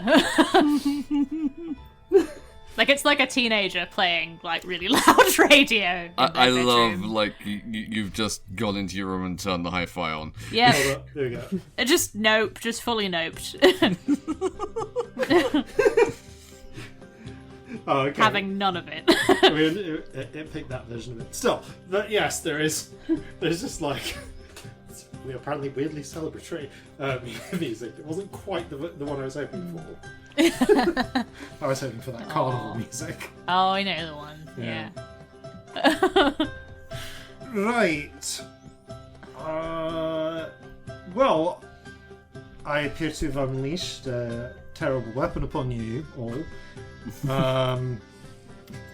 Victory is the only one with no context to this. Well, actually, no, Victory and Shanty both have no context for this damn parrot. Victory slightly more because no doubt Scamp will have told her of the parrot in glowing terms. So, Absolutely, I told her everything about how amazing my parrot was and how you exploded it. so Victory looks quite like politely cheerful. Like there's a slight twitch that she's obviously finding the parrot at least a little annoying, but seems happy that you have the parrot back. Shanty looks at it all and kind of looks to Celestia. Oh, Celestia is in a ball under the covers, so like good luck with eye contact. She can come over and poke me if she wants to. And Like then- fully like ball like in the cave. And then to Corzin. Yeah, Corzin? I don't think I like parrots. I'm undecided at this point, but there was something about that parrot which, as it turned out, was entirely not right. Ultimately, not a bad thing, but it's complicated. Complicated! Shanty, I knew I liked you, and now I like you more. Great. He will hold out a hand for one if one is willing to come and. One immediately perch comes on down, perches on your arm. Polly got a kraken? Well, that's an improvement at least. He like fumbles around for a tiny bit of trail mix to feed it. The memory of the bird cheerfully eats the trail mix. I'm going to say, for the sake of my sanity, that these were mostly made a little under an hour ago. Good, because Celestia's not coming out till they're gone. Like I'm gonna be like they will fully like lie there for another hour until they leave, if that's what this is. And Or until Scamp uses their spells a out. moment Either one. later, Scamp, you kind of feel like you've been keeping it together a bit, but you just feel like you feel yourself hit the limit of how long you can keep the spell up for. And as a part of your magic relaxes, the birds all kind of pop like soap bubbles.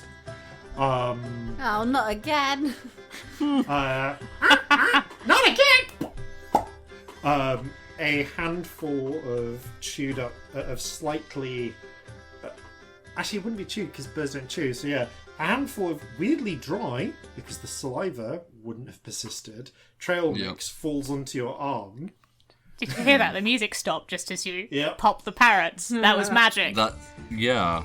Now another one. Oh no, Sorcerer. that sound. Cool. Yeah, that's the music I was going for. But you at least feel slightly... There's a slightly more celebratory feel, at least, in that they've gone. Right. Things have improved somewhat. Interestingly, Celestia and Corzin, both of you see little flickers for a moment of something leave the soap bubble parrots before kind of fading into the air. Yeah, meaningful look to Celestia. It's very similar to Marjorie. Well, those little spirits then, is that how this works? Not feeling diplomatic enough to not tell them that. Sort of, maybe? But...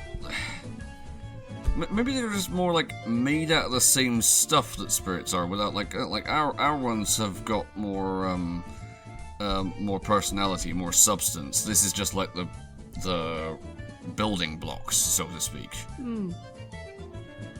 Little building block spirits, yep. Well, Best analogy I could come up with. No, it makes sense. regardless, it's time you were heading on your ways. Yeah. Yeah. Yeah, right. To whatever's next. Best of luck to each of you. And He to you. looks to each of you in turn and says, I hope that some of what we've spoken about will be helpful. And when I say each of you in turn, Shanty also nods to him. Thank you. Can Shanty cast this? Because that's amazing. Wow, that's excellent. You have no idea if Shanty can cast this, but presumably at some point he at least had a chat with Shanty. Yes. I love her. You've certainly not seen Shanty walk in with 24 parrots. Yeah, that's because none of the rest of us did either. No. Just throwing that out there. You Also, only what would do count that as if you're lost for physically her- insane. Oh, I've just thought of what would count as lost for her, and it's dark. Oh no, was it all the people she ever was? It's literally and the Yes. everyone entire she world, ever knew. Or Yes. every single person she's ever met. No, it was literally all the people she has been over the course of her existence. Yeah, but also all the people she just everything ever. What have you lost, Shanty? Oh, all the things, man. I just- everything. Oh no. Yeah, you have no idea whether Shanty has the capacity to use this in any way, or even qualified for learning it. You don't know what those conditions were. But, regardless, Petroleon Aesianos, the sorcerer of the sea, looks to the door, pair of golden doors, and with they swing open. Once again, leading to a portal of light.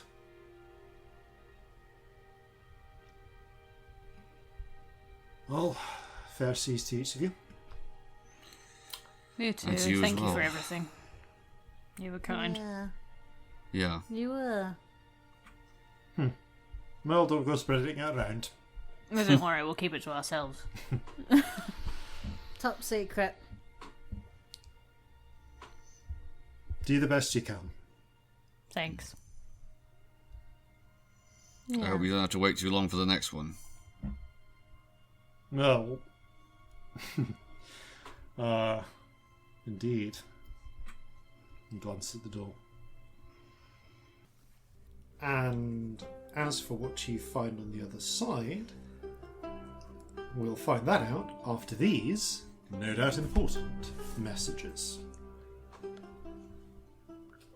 So we've had deserts, we've had seas, we've had cathedrals, we've had tiny little shacks, we've had lights and darks, elements of the past and elements of the future colliding at speed, speculative projections about potential nevers. The Cirrus Citadel truly has something for everyone, assuming everyone's a powerful sorcerer. And welcome back. As the light fades, I'm going to describe what you see in front of you. You see ahead of you a not dissimilar to scene to one you've seen before, in the sense of a almost cathedral-esque arched room directly ahead of you. The architecture is different. Familiar? No, Okay. it's not exactly the same as the Reaper's sort of cathedral. Indeed, actually, the architecture is more reminiscent to you, Celestia, of the pagoda-like structures that you've seen in your dream time with Saran. Okay. Yeah, like, like Haldanic. Yeah, Haldanic type structures, but viewed from the inside. So tall beams of lacquered wood, though with sturdy stone walls, and that have been painted in shades of green, and you can see high sort of window-like openings letting light in. But there is something reminiscent in that once again you find yourself in front of facing a large hallway that leads some about 100 feet or so ahead, at the end of which you can see there is another archway with a golden door of the same style that that you have now become used to seeing, indicating the passageway. The passageway. What? The passageway. Sorry, I got stuck between path and passage. I had to repeat it. Okay, yeah. That was a really good sound. Weirdly, I agree with you. Into the onto the next wing. And once again, you can see that there is a clear line demarcated with gold paint, with sort of inset into the ground, demarcated with a little bit of gold paint in the smooth stone floor that leads up to that far hallway. So about 60 that far doorway. It's about 60 feet away from the door, and in between those there is once again a distant figure. In this case, rather than an armored sort of black knight type figure, you can see what appears to be a 12-foot tall statue of a beautiful hobgoblin woman wearing a long East Haldenic style dress of a past time, with trailing sleeves, her hair done up in 3 sort of stylized coils above her head, held in place by a headdress. She's got jewelry, earrings, and held in one hand, a long single-edged blade that is proportioned to her size. She appears to be made entirely out of, if you had to make a guess, steel.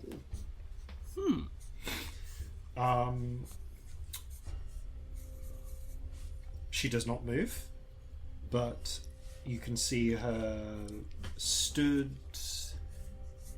kind of in a position almost of grace and anticipation. The blade is held to one side and slightly to the side, but like with there's a sense of readiness that has been captured in the sculpture. Where did you say she was in the room? She is directly in front of the doorway, probably between 5 to 10 feet in front of it. Hard to say because she is very much large. Actually, I think at this point she technically might be huge sized if we're going by size.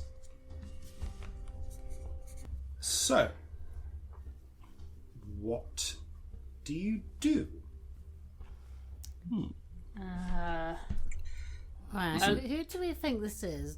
Should we try and figure that out, or should we I was just... going to say, it's impressive craft work there. Hello? Do you think the Smith? Hello? Are you the Smith? Your voices echo through the chamber a little. There is no obvious response. Oh no, I was talking to you, the statue. Is there anyone in there? What about Lawbearer? Are you Lawbearer? The statue does not respond. Okay, well, now I feel insane, so that's fun. Oh, there is actually, one other thing, which I've forgotten to mention. There is actually an oculus, a circular hole in the ceiling directly above the statue. And I really should have mentioned this because it's very obvious, from which a shaft of golden light is shining down and bathing the statue in it. That's cool. Yeah. I'm putting a poor quality map in the chat. Thank you. Thank you. This usually happens at some point. So you're getting, you're getting a... The statue is particularly good in my drawing. Oh. It's very good. Oh, yes. I've drawn a shitty statue and I've written Grace and Anticipation next to it so that we know that's how it feels. Excellent. So, yes, you can... I'm trying to look at the map, but I am still distracted by the picture of a whale from earlier on. It's very good. So, yes, that is... I would say... Ooh... I would like to do this thing. Yes. I want to detect the statue's thoughts, please. I don't know why I'm so obsessed with talking to it. But You would apparently need to I get am. within 30 feet of the statue. Okay. Well, how? You're presently a little under 100 feet from the statue.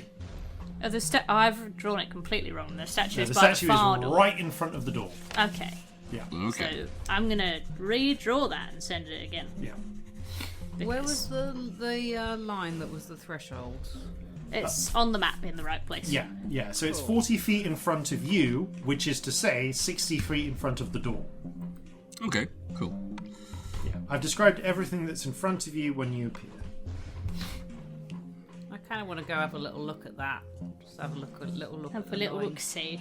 Okay. Little look-see at the loin. You step up towards the line and take a look around. Can I ask you for a perception check, please? Oh dear. Corrected poor quality map in the chat. Hey. Thank you. Where's my Oh, dice? no, actually, not quite right. I'm gonna do that again. Hang on. Well, I've rolled a 9.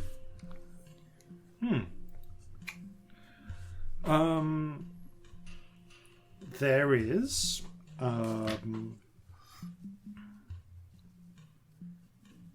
it appears to be a gold line. Yep, that's the line. Yep, it's slightly inset into the ground, like it's been carved into the stone and then inlaid with gold. Are there any rocks Ooh, or small things? rocks or small things? Yeah, do you want a coin or something? I've got loads of stuff. Yeah, the area around you is fairly want bare, something but you from could here? presumably, if you wanted rocks or rubble, If you want to chuck something, you would need to Throw like, something and Yeah, see you- what happens. you need to break into the bits of. just take a copper coin. Yeah, fuck it. I'll throw a copper. I'll spend a copper on this. I'm a big spender. Where Spending a penny, or are you at just gonna- what No. do you throw the coin? Just going as far as I can towards the other end of the room, so it passes through the. I don't throw it at the line on the floor. I try and throw it over the line, Can I not ask- at the statue, actually. just as far as you can over. Okay, this is an is an unaided throw. Can I ask for a strength check, please? Lol. Blood magic. Strength. That's a 3. Do I even get it to the line? Maybe not. You just bounce on the back of my head where I'm stood by the line. You managed to really fumble it on the first thing and just drop it, but you pick it up and then fling it, and it gets about 5 feet over the line. I'm shit at throwing. I forgot. Yeah, but it went over the line, didn't it? Since you are at the line, you two can make a perception check. Do you want me to try this? The rest of us can. Perception check. Yeah. If you want to toss stuff over a line, you totally can. Dirty 20 on my perception check. Right. Okay. You notice 2 things. 2 things. First of all, now that you're a bit closer, there is an acrid scent to the air, like something is like burning the hairs in your nose. Secondly, you can now see a faint sort of haze or in around the statue, as if wisps of something almost transparent are coming off it and diffusing into the air around it. Smells really bad. Yeah. Oh. And look at this. There's like heat haze coming off it. The statue. Let's get the obvious thing out of the way. Like, that's not anybody you recognise, is it? Anyone who wants to, history check. Sure. I don't know why none of us thought of that. I mean, I think it's unlikely, but... Hilariously, I might. Fecking hell, that's the first thing I've rolled this session, and that's a nat 20 for a total of... Not nat 20. 21, if it makes a I got a difference. 16. Okay. Dirty 20. Dirty. Filthy You 20. probably all get a sense of this, but like Scamp, your mind is leading in this direction, but the others get there first. Celestia and Corzin, both of you recognize this figure from old, I think Celestia you recognize from an old book you once saw. Corzin, I'm trying to remember if Corzin has ever been to Hongguao or not. I don't think we've actually ever rolled for that, shall we? Yes, please do. Okay. 19. You have. Okay, he has been to Hongguao. Which means that you have seen there a not dissimilar, though much older and more weathered stone statue of Borte, the Great Khan, she of the 3 sorcerer husbands. Oh, cool. Who sort of conquered her way across Haldanos and partially into northern Jova and brought fortress beasts to Jova. Oh, cool. Okay, I relay this, but also... You know, I mean, it's obviously not life-size, but I thought it would be bigger. Funny, isn't it? Yeah, I think I remember that story. Leah was being particularly interesting that day. Do we remember which sorcerers she was married to? Oh, we did get told, and I'm trying to fucking... Yeah. Oh, see, find my notes, because I wrote it down, and I can't fucking find it. That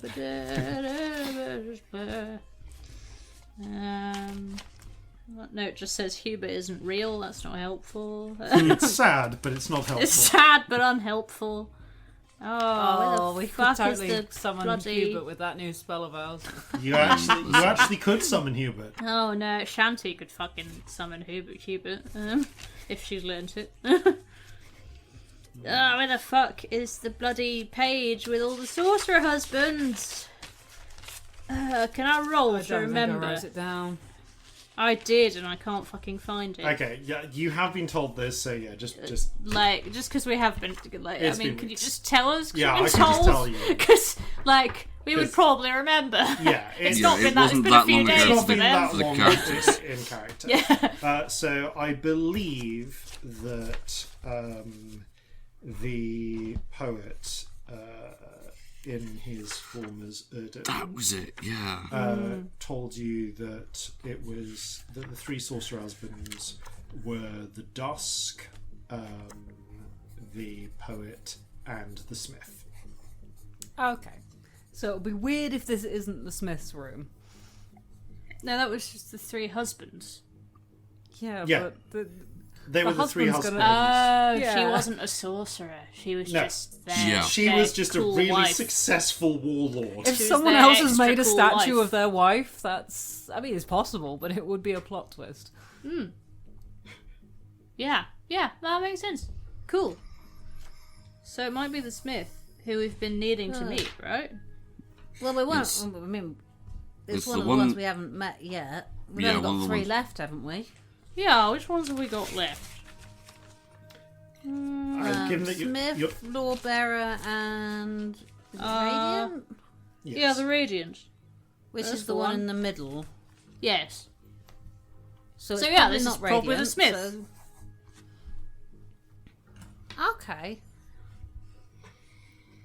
Smith, you in? That's always worked before. Yeah, we'll try. Is the statue on a plinth of any kind? Or is it just, like, just on the ground? standing on the smooth stone floor. Smooth Does and it very look like shiny it can and move? clean stone floor. I have a weird question. Hmm? Do I have any, like, meat on me? Like, do I have jerky or something? I think we've established that you have trail rations, so you have Probably have yeah. jerky. I want to, like, chuck a bit of jerky over the line, see if anything happens. Okay, Because I put a again. copper over and nothing did. Yep, yeah, the copper only went 5 feet. Can I ask again for a strength check, please? Because again, you are just throwing this unaided without any mechanical advantage. Oh, it's less shit this time. 14. It's less embarrassing. I'm going to say you It's managed... still, like, not amazing, but... Yeah, again, it's an unarmed... Like, it's just a throw of a, like, not particularly aerodynamic object. Just like a bit of meat. So I'm going to say you get, Unless you make a paper aeroplane out of it. like, 15 Jerky feet. airplane. Jerky aeroplane. Like, which is honestly fairly impressive for flinging a piece of jerky. Considering the thing's probably got not much weight behind it. Yeah. Okay, 15 feet. Which See, I can fucking throw. Look at me. is it 45 feet closer? Sometimes.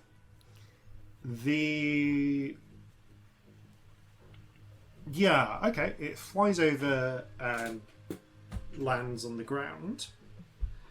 We're still quite far back, aren't we? But you're still quite I want to far go and back. look. I don't want to go more than, like, within 10 feet of the line. But I want to go look and see if I'm my stood copper or next my to meat I has moved up changed. to the line. I'm assuming that you're throwing from just next to the line, Oh, right, okay. So because otherwise, you're trying to fling a piece of meat as far as you can. Sorry, we did say we were next to the line, and I've Yeah. moved in my brain. I've not remembered. That's My right. brain did a... I assume you went back up to the line and then flung over it. Yeah.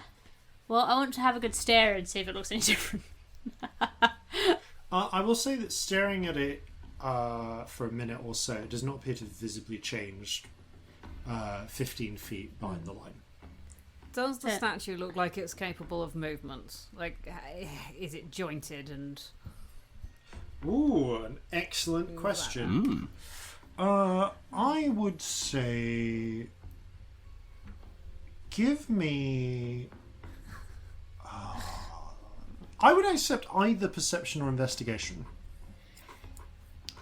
Investigation is marginally better. That's a 5. I'm great at skill checks, folks. You can't see any obvious joints on it.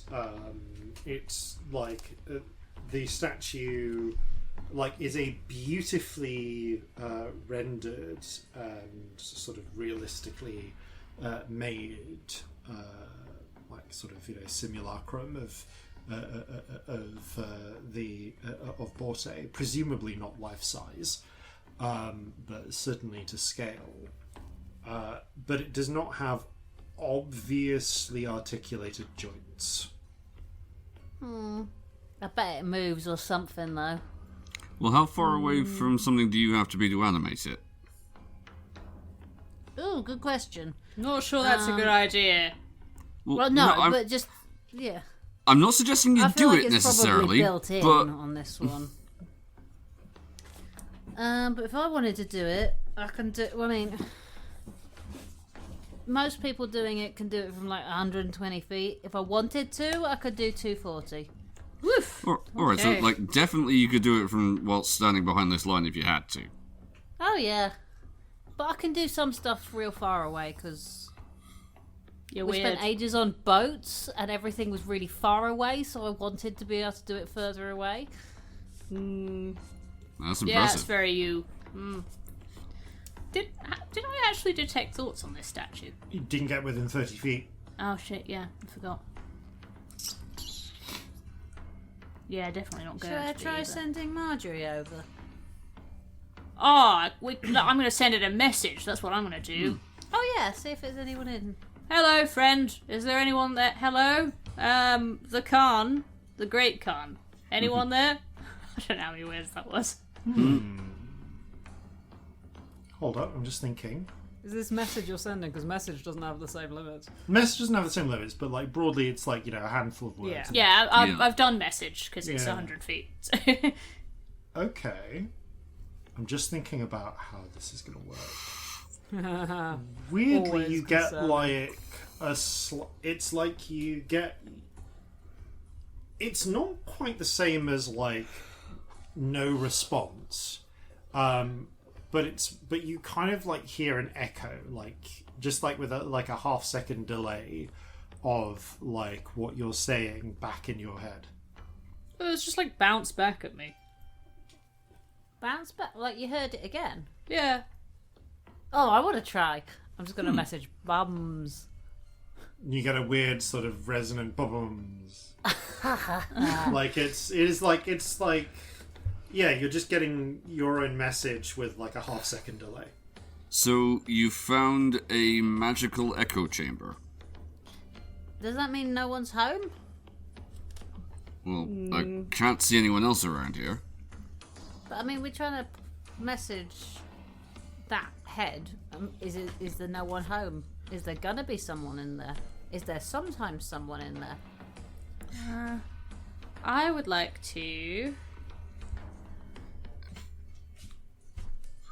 just look at it and go, balls! And I cast Vicious Mockery. Ooh, can you read? Because It's 60 feet. feet, so you can. And the statue is like, what, yeah, 55? like 55 feet something ahead. like that. Or 50, depending on... We can't tell, but it's less than 60. Ooh, okay. Haven't used this in a while. Is it an attack roll? It is a wisdom save.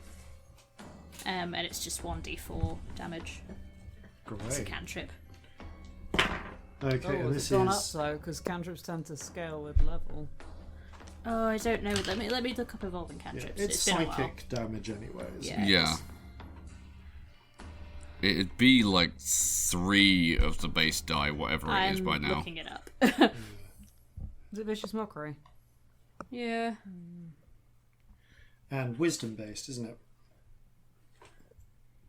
Yes, wisdom. Okay. Roll initiative. Oh boy. On. Sorry, I can't find the bloody. Don't worry. It's in the main book because it's not. It scales in the base book. It's 3d4. Cool. Yeah. Roll 3d4. please. Okay, cool.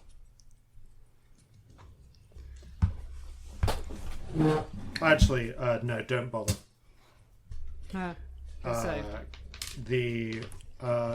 You feel for a moment as if the spell would take, like it's strange. You get that same instance of like resonance or reflection. You feel it pass through. but there's nothing there to. There's no psyche there for it to break.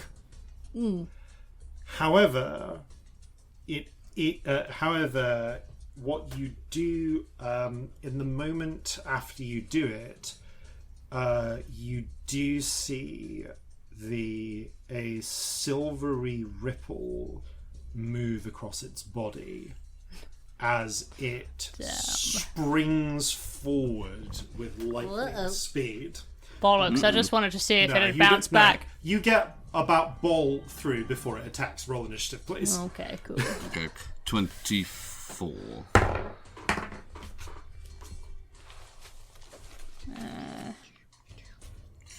Also, I am aware, I just said, I don't see anyone else around here. 17. I do not, in fact, see anyone else around here besides the statue, do I? No. Okay. So searching the companions. And Cool. sorry, was that Scamp? 7. Cool. Okay, so actually rolls this with advantage because of its nature. Cool. All right. So the first thing that happens is there is a blistering moment of speed. You see the in reaction to your attack, the statue bursts forward, moving moving probably about the speed that Scamp can fly at. And as it moves, you catch for a moment the dress seems to ripple and move like cloth should. The muscles on the exposed arms and the briefly exposed legs beneath the dress, you see ripple like actual muscle, but with a strange sort of additional silvery ripple that moves across and through the steel. And Corzin, you're the first to react as you see it sprinting straight towards Celestia with the sword raised. Interestingly, by the way, the golden light follows it as it moves. Oh, okay. So it's like it's like a spotlight. Okay. Spotlight. Yeah. It's a follow spot. Yeah. We're all theatre kids. Okay.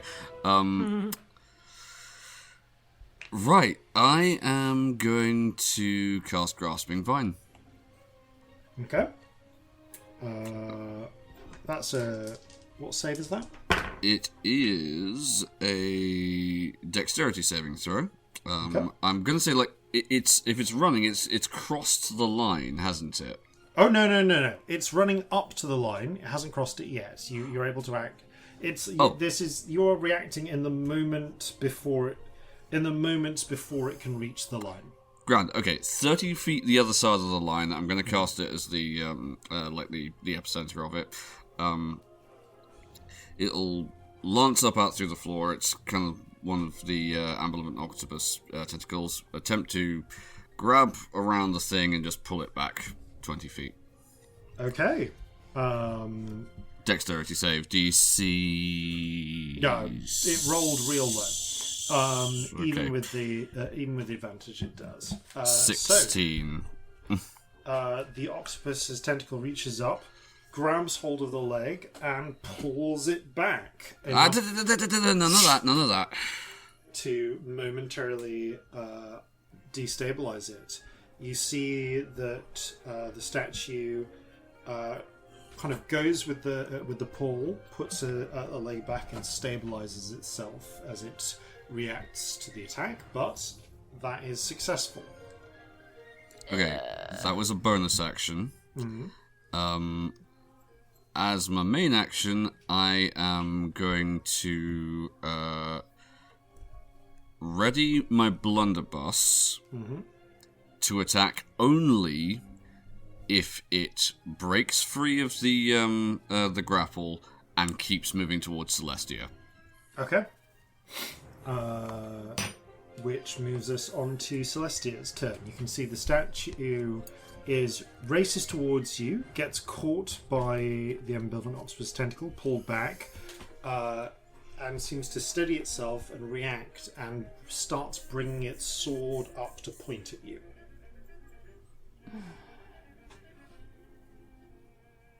And there's nobody in there, as far as I can tell. Actually, is it near enough to tell if there's anyone in there now? I would say that yes, it's now 30 feet away. I want to detect thoughts on it, which I know is a really rubbish move in a fight, but I want to, because I want to know if there's anyone in there. That's potentially useful. Okay. Well, if there's a person, it can maybe be reasoned with. If there Yes. isn't, then it's, well, okay, it's a fight then. We have learnt a thing. Yeah. Okay. Things it is immune to. Alright. You sense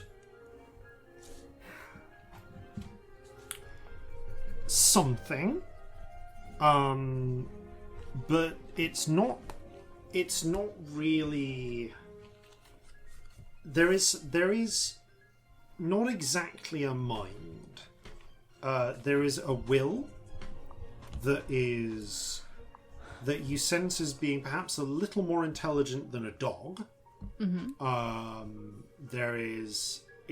a sense that that whatever is animating the statue has enough autonomy to react to situations, perhaps even to solve them creatively, but is by no means, but is barely crosses the threshold of sapience. It also feels, you also can't get, it doesn't have thoughts exactly. You get the vaguest intent, but you also have a sense that built into it in some way is a shield against psychic intrusion. Right. Okay. Which is probably why you didn't, although you felt your vicious mockery pierce its barriers. It didn't give a shit. Yeah, there was. It doesn't have enough of an ego to assault. So it's, yeah, slightly, yeah, intelligent enough to react, but maybe it doesn't actually have free will. Yeah. Roll an intelligence check. Lol. Oh, it was a 17 and it rolled onto a 3. Oh, Okay. Give me a minute. No, I need to check what my intelligence is right now. It's I don't know. definitely not high enough Yeah. for you to draw. Oh, I a know, but I conclusion. still wanted to know what Oh. it was for my brain. I'll have to do adding. Is there anything else you'd like to do? Oh, God.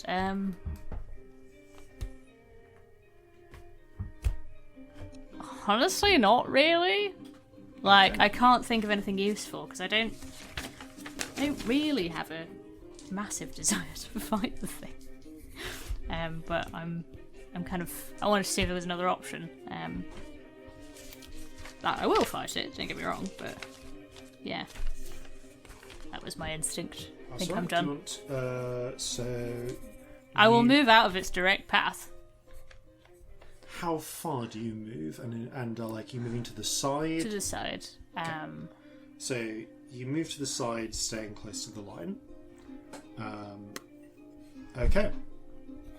It's the statue's turn. On its turn, it adjusts the angle of its sword to point towards you, and you see it reflecting the light. Or maybe the light seems to enter the sword and come out. It's not really clear. But either way, a beam of golden light slashes at you, following the sword's path. Yeah, those both hit. Mm-hmm. So at this point, you take 1 moment. Is 18 plus 21. So we're at I need help. No, that's right. 39. Yep. Yeah. So 39. 9. I'm actually just going to get a calculator out. 43. 53. You take 53 points of radiant damage. Ouch! Ow. Up to you if you want to release your held action or not at this point. Yeah, definitely. Like, if they've attacked, yeah, definitely. Yep, okay. Okay, here we go then. That is going to be That is going to be a 27 to hit. It does. This is with the blunderbuss, so it's ghost touch, but not otherwise magical. Yeah, slug shot. Okay. It hits. Is there any... And you're not using any special magical things beyond that. Okay. No. The shot... the impact strikes it dead on. Mm-hmm. It is a gunpowder weapon. I've remembered the gunpowder weapon rules from the start of the game. So, roll damage, please. Okay. That is 17 percussive. Okay. It seems to... You see for a moment it leaves a tiny crack or scratch in the steel. It's about half as effective as you'd expect. And then as the golden light shines on it, that crack glows with the same radiance and seals up. Okay, Corzin grits his teeth and goes, right, so it's like that, is it? Fuck this. Celestia just like shot it, steaming gently. The statue's gaze turns from Celestia, completely ignoring her, and is now focused like a laser on Corzin. Okay. Which brings us to Scamp. So that's my victory. That hole in the ceiling. How big was it? I'm going to say that the hole in the ceiling is 10 foot in diameter. Cool. And how far away was it? How high is this ceiling? We're going to say for my for ease and my sanity, it's about 40 feet up. So, because I am too goddamn tired for Pythagoras, we are going to say somewhere between 120. Actually, sorry, no, you're 60 feet at this point. So, we're going to say 90 feet away from you in a direct line. Cool. And that's where the light's coming through. Yep. Then I will use distant spells to double my range and cast darkness. Oh, To block out that light. Okay. It appears to work. A cloud of inky blackness fills the radiant glow, fills the oculus from which the radiant glow is coming, and the light winks out. Okay, that's fair. Is there anything else you want to do? Has this thing crossed the line at all? Not yet. It's not been able to. Then I will move back away from the line on the off chance that it can't. Okay, you move a good 30 feet back from the line. Victory, seeing you do this, kind of stands, raises her arms and holds ready, waiting. Shanty backs the fuck away. Reasonable. Yeah. Okay, top of the round. The statue no longer lit by golden light, though still, just lit by regular light from the windows. Has turned its focus on you, Corzin. What would you like to do? Well, the grasping vine is still active, so I'm going to try and, as a bonus action, grab it again and pull it back 20 feet. Cool. I can't actually remember if it gets a save at the end of its turn or if it's just a break, or if it has to use an action to break it. It needs to succeed a dex save in order to escape from it, yeah. Got it. Thank you. Yep. So that will be the bonus action. It's... How far away from me is it right now? It's 30 feet because I misunderstood how Grasping Vine worked and thought it was trapped in place. Yeah, no, it's just... It can be pulled, is the thing. I got it. Well, in which case, it hasn't bothered moving, so it's at the point where the vine is. Oh, it perfect. didn't need to move. So. Yeah, right, yeah. Okay, cool. No worries. So it's still held by it. Yeah. Right, what I'm going to do then is... double check this isn't also a concentration spell. Fuck, it is. Okay, right. I am going to... spread out to one side, so I'm creating distance between myself and my companions. And I am going to shoot at it, but this time it's going to be with the air carbine. Okay. So, Make your attack. okay, that is a 16. 16. The shot pings. It's a glancing blow. It pings off the steel. I was afraid of that. Okay, I've got one other, haven't I? So let's see. It has a 19. Does a 19 do anything for you? This time you shoot in the center, but it moves the blade into position, and it pings off the blade, deflecting the blow. Right. Okay. Again, just as the bonus action, I'm going to maintain the grasping vine. I think that's all I can do for now, but I'm going to try and keep its attention on me for the moment. So you're staying where you are? Well, I've moved, but I can't go beyond where I've moved from. But I should say, rather, you said you moved to give yourself some distance from your companions, but you're Yes. staying near the line? Yes. Cool. Celestia. You see the statue's eyes, gaze, just follows Corzin as he moves. It's focusing on whoever attacked last. At least that's what I think is happening. That would make sense. Sort of a question, but it's more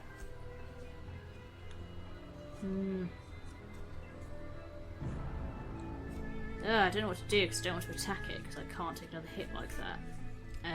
But I also don't want to be really unhelpful in this fight. If it is a fight. Can I talk to the others? Yeah, Hopefully. absolutely. So, first of all, ow. Second of all, it's attacking whoever attacked last, right? What Yeah, if that we seems just to be stop it. attacking? I mean, one of us is going to have to take a hit to end that cycle, don't get me wrong, but what if we stop? Is there anyone else around? Can you... is the smith about? I mean, I did detect thoughts, actually. True. You don't. Concentration, because I got hit. True. I'll say in the moment before you did that, however, you yeah. would have gotten the sense of, is there anyone else, any other mines within 30 feet? Mm-hmm. And the answer is none that you wouldn't expect to have felt. None in 30 feet, but it's a bigger room than that, isn't it? True. True. Let's say... No, I didn't think of it in the moment. You've done Fine. a fair bit of talking for like a quick round combat. Yeah, sorry. Yeah. If you want, you can hold your action. You can also choose whether to move before you hold your action. I'm going to do a healing word on myself. Bonus action, so you do that Yeah. anyway. I don't know what action I want to hold though. And I feel like you have to pick, don't you? No, I'll let you just hold. Prepared to do an action. I will hold. Yeah. But you have to choose whether to move before you hold your action. Yeah, I'll move back a little bit. Okay. So you like move 20 15 feet back. yeah. 20 feet back. 20 feet back, that's good to know. That's important. Yeah, 20 feet back from the line. Okay, you move 20 feet back from the line. Okay, the statue, since it's not held in place as I thought and doesn't need to spend an action, it's a different spell, steps forward and takes 3 very quick steps forward. And again, you see that rippling as it moves. Interestingly, focused on the joints. Like it seems to be coming out of the... Like the ripples seem to be very focused on the points where it moves and bends at. In a way that, Corzin, make a medicine check. Okay. Natural 1, but lucky. That is a 19. Okay, so, what does a 16 hit your armor class? A 16 does not hit my armor class. Great. 23 does that. So 23 does, yeah. As the statue steps forward, she stabs straight at you. You manage to pull to the side, and then flips up and slashes down, coming to the edge. She comes right to the edge of the line and slashes over it. Okay. The downward slash catches you, and although you manage to scrabble back in time to avoid the worst of it, you do very much feel the searing line of pain from a steel blade going slashing into you. You take 18 points of slashing damage. Okay. And as she gets close, you can now very much see, in the moment before your eyes start blistering and you squint reflexively, that there is indeed a sort of invisible, barely visible haze of vapor coming off her. And as soon as she gets within 15 feet of you, you feel that haze as the acid vapors burn through your flesh. Can I have a Constitution save, please? Yep, sure. That is a 8. Ooh, okay. You're not immune to you don't have any acid resistance, do you? I do not, unfortunately. Then you take 18 points of acid damage. 18 points of acid damage. Okay. Immediately after slashing you, she raises the blade and stands in a ready posture, sword up and waiting.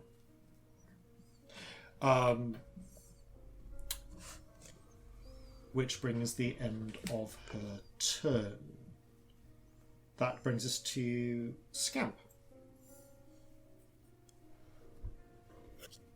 Mm-hmm.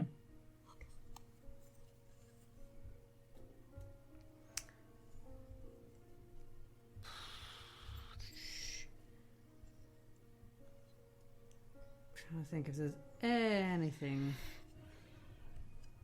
that is useful. Yeah, because of how you've all stepped back, the only person within 15 feet of her is Corzin. Yeah. I'm just gonna hold, I think. I don't want to attack. Okay. I want to see what say... this does after this round. Yeah. Okay. Interestingly, you do see at the end of your turn the black mist that you've created, of ink that you've created in the distance. trembles, and then the spell is broken through by what realizes is almost like a torrent of light bursting through it until it destabilizes the spell and illuminates the statue again. It seems like that didn't last more than a round. Buy you more than a round of grace. Okay, Victory again, following your lead, holds. Brings us back to Corzin.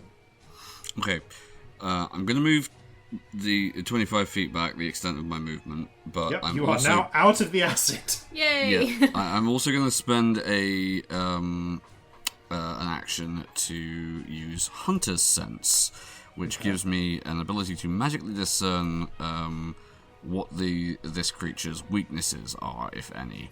Ho, ho, ho. I learn its immunities, resistances, vulnerabilities. It's only immune to this if it is immune to divination magic. Yeah, it's vulnerable. Okay, it is vulnerable to divination magic. So, oh, and I forgot actually. In the moment where it carves the shit out of you, and I'll say as it's moving back and you're stepping back, you see the way it's moving.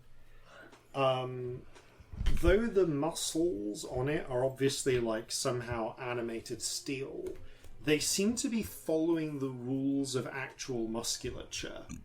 Okay, that makes sense. And your sense as you're getting as your sort of senses heighten and you study it, looking for weaknesses, like trying to blink the acid out of your eyes. Yeah. That stings. That really stings. Into your skin, leaving like very like awful, like it's burnt the hair off your forearms. It's very much leaving like red marks all over you. You get the sense that, weirdly, it has muscles and it probably has bones of some sort as well under it. You get a definite sense that this thing has several levels of protection built into it. Okay. You probably, fire, probably not going to work on it. Okay. You would guess from the giant ray hitting it that, radiance will likely heal it. Right, okay. Rather than harming it.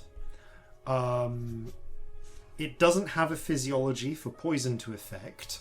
Okay.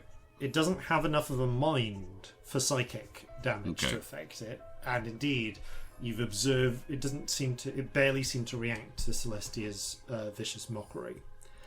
From the way that the shot hit, from the impact on it, you get the feeling that percussive attacks, it's probably might do a little damage to it. It would be it's still resistant to them. It's literally made out of metal, though, so... Yeah, regular bludgeoning, piercing, slashing ain't gonna do shit. The only material... In fact, you would guess that the only material that can consistently damage it with physical damage is probably adamantine, like Riptide. I was gonna say, would Riptide do it? Yeah, okay. This thing is made of metal. It doesn't have enough mind to charm. It will never grow exhausted. It suffers no fear. It cannot be turned to stone. And if it did, it probably wouldn't have much of an effect. So it can't be petrified. Mm-hmm. Again, nothing to poison. And although it seems to have muscles and bones, no nervous system to paralyze. Would lightning damage affect it? You suspect it would. You do get a sense, though, that it has woven into its being a resistance to magic. Right. That does kind of make sense. That blade is itself somewhat magical. And interestingly, you get a strange feeling that that Scamp's usual just polymorph it into, a slug trick probably wouldn't work on this. There are so many protections woven into this thing. It is beautifully made. I would say also, you do get one other thing though. There's something. You can't identify what it is, but you have a sixth sense that there is a weakness related in some way to that distinction between it having muscles and bone. But you don't know enough to know what that weakness is. Okay. You just know that you're just getting a sixth sense that there's something there that could be exploited, but you need to know more about it to do that. Right. And you can also see one other thing from your horrifyingly up-close exposure to the chemical burns. Mm-hmm. It is covered. The skin is actually, and this is more due to the belt of eyes giving you this sense. Yeah. Its skin is beautifully rendered to the point where you can see the pores on it. I figured. And the pores are exuding the acid mist. Ew. Figured. Alright, I'm going to finish up then by using the bonus action to pull it 20 feet back with the grasping vine again. Okay. You pull it back. So it should now be at least 55 feet away from me. Okay, it does. I'm going to say, alright, it gets to roll a defense. It, this time, sidesteps the grasping vine and stays in its sort of on-guard position. Right. Which is where it started, right? Yeah. At the end of your turn, Celestia. Is there, any other information in this room? I have no interest in hitting it. I want to know, is there anything that would tell us stuff? No, you don't know if there's more in this room, but looking around, you do realise there is stuff at behind where you came in. As changing position, you glance back and you can see that behind you all, there is a flat wall with what appears to be a huge painting in a frame of some sort of just breathtakingly beautiful chasm, like a sort of natural gorge, overgrown with multicoloured and brilliant-looking fauna, and some sort of distant and kind of unreachable-looking temple or structure on the cliffs far above. That is the only other thing in the room. It's about, from where you all are now, probably about 40 feet away. So solidly in the other direction, but it's the only other thing in this room. Can I dash though? Yes, you can. I just sort of turn around and go, yeah, I'm not feeling this, because if she hits me, she'll start hitting again. So how about we do something else for a bit? Okay, you sprint over towards it. I'm going to move to the statue's turn. The statue does nothing. Okay. Except stand there in an on-guard posture. We have learnt the thing. I'm going to say, Scamp, do you intend to do anything hostile? No. Okay. No. I will go join Celestia. After a few moments, tense breathing, you realise the statue is once again a statue and is not reacting to anything. Well, I hate this. Just wanted that to be known. That for Bernie. That for a fucking vicious mockery is not fair. Yeah, I don't love being burnt. I'm not vibing right now. One could say Celestia's actually looking a bit it's shaky and weird unpleasant. because she's covered in burns. It's her favourite. It was particularly unpleasant because your fire resistance vest did nothing for it, because it felt not like It's usual it's fire. not radiant resistant. Yeah, it felt very much like the time when you first encountered the ambivalent octopus doing guard duty. Yeah. And it swung one of the like glowing blades through you. It's like a portion of you just got microwaved. Yeah. Lovely. So let's do a little bit of art appreciation instead, shall we? Let's have a look at this picture. Yeah. Yep. I'm going to look at this picture and try and stay in the room here where Do the you want picture a little is. sit down. Yes, I You do. have a sit down. I'm gonna sit. There's like a delayed action, like PTSD moment. Let's be real, but it doesn't happen when you're in the fight, does it? Take a moment and just like study the painting. It is just like it is a beautifully detailed painting. Like the frame itself is massive, like probably like 10 feet tall. Just thinking about ratios. For convenience, we're going to say that it's 9 feet tall and 16 feet wide.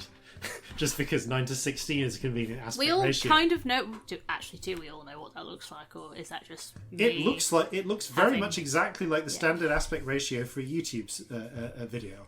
Okay, Some right. Yeah. social media still, but mostly we're vertical these days. Yes. Tilt your phone onto its side. That's a Yeah. 9 by 16 aspect ratio.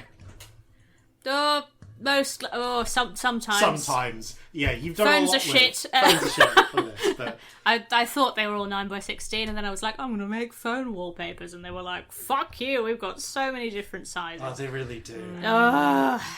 But your standard widescreen is 9 by 16. We all know what it looks like. Hey, it could be worse. We could be in the 3 by 4 days. The old, Yeah. like the old style televisions. Oh, that still happens. That's now a social media video if you turn it up vertical. Oh, all the God, time. we got Or a CRT headshot. ratio. Oh. Headshots Oh, are the 6 headshots by 8, like that. Oh, which is the same as 3x4. That's a rubbish ratio. Why would they do that? I hate it. Anyway. Regardless, you do see, this beautiful frame behind which is a perfectly white wall, like unblemishedly white wall.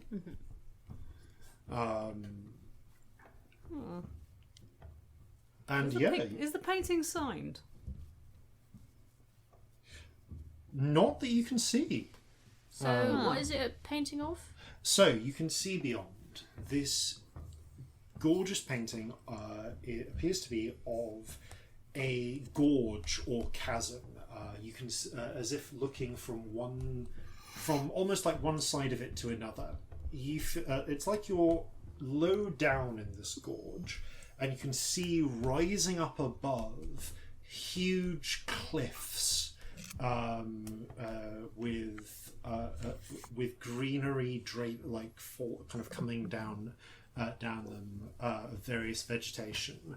Up close, you can see on the sort of ledge or plateau from which the viewer is looking, there is more, much more sort of realistically detailed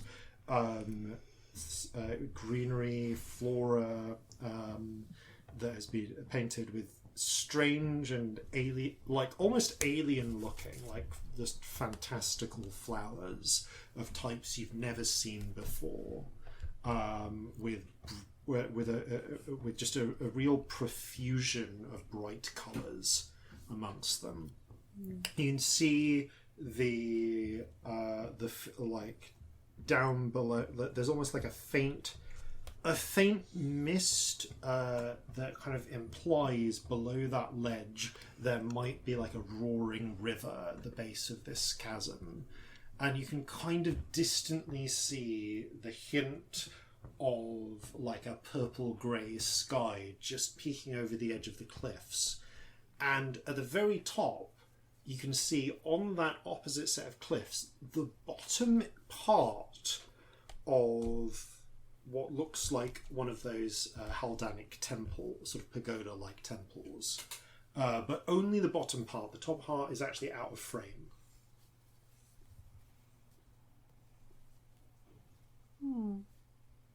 I want to touch it. Okay. Can I ask for a perception check, please? Just from you.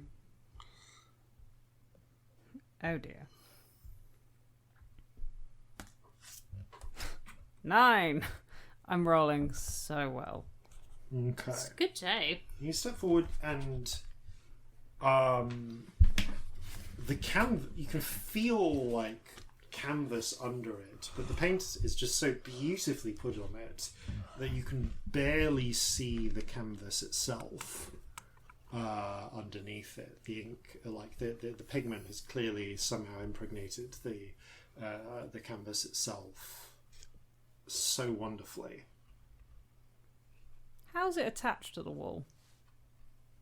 You step to the side, and at this point you realise that the really, really blank white wall is like so blank that that two perfectly white walls could really just blend one into the other without you noticing the join. And that's exactly what's happened here. Because you can see it attached to the wall, but then as you shift to the side, you realise that it's attached to one perfectly white wall that ends about 2 feet to one side of it, to the left of it. And behind it, there is another white wall about 5 feet back. There's a gap here. Huh. And if you look from the gap, you can then see these two white walls lead into a beautiful chasm or gorge. And you can walk right into the painting, sort of. Right. You kind of walk around it, and you can now see from the other side there appears to be a frame depicting the sort of temple-like hallway beyond, complete with distant statue. Actually, no, not with that. No, excluding the statue, but with Actually, I'm going to specifically say you can see the frame. From that frame, you can see on the other side the cathedral type, the temple-like structure. You cannot see the... not included from that vantage point is the oculus in the ceiling. You can't see much of the ceiling. You can see the light shining down from it, but not the ceiling itself. Interestingly, you can't see the statue. The statue is absent from the painting on this side, as are your companions. But you can see the room itself. And on this side of the painting, as you peer around, you can see the rest of the chasm is suddenly much more alive. You can smell the strange flowers everywhere. You can hear the roaring of the water down below. And interestingly, you can also hear just a rushing wind from up above. Like and you kind of look up and you can see that there, from this vantage point as you step out, there is you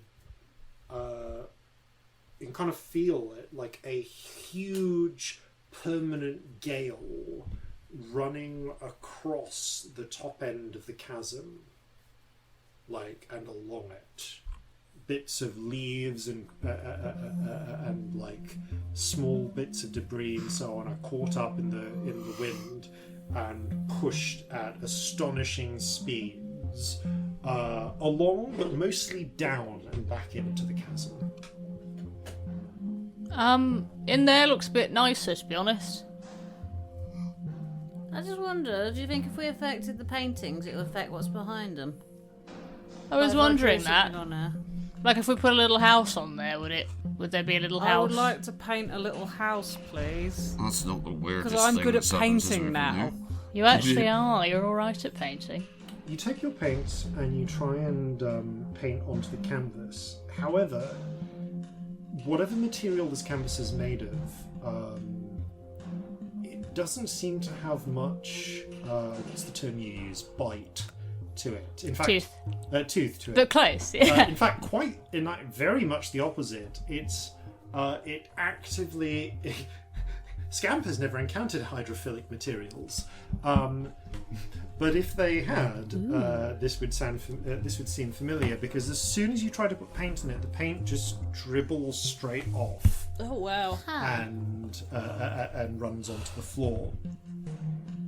Somebody didn't want us messing with their painting. Apparently, The picture doesn't like my paint. Interestingly, yeah. So, but yeah, you don't seem to. The paint does not seem to work well on this painting. I hate it in here because the thing just made me all burny and stuff. And there's sky in Real there, and I'd windy like out to go in. Yeah, but watch out for the wind. Will do. Can I have a brief peer onto the ethereal plane to see if this... Little peer. Yeah. Yeah. Once again, you focus your sense and you get a null sense. The still world does not extend here. Okay, still nothing. Alright, fine. Had to check. Will rejoin my companions.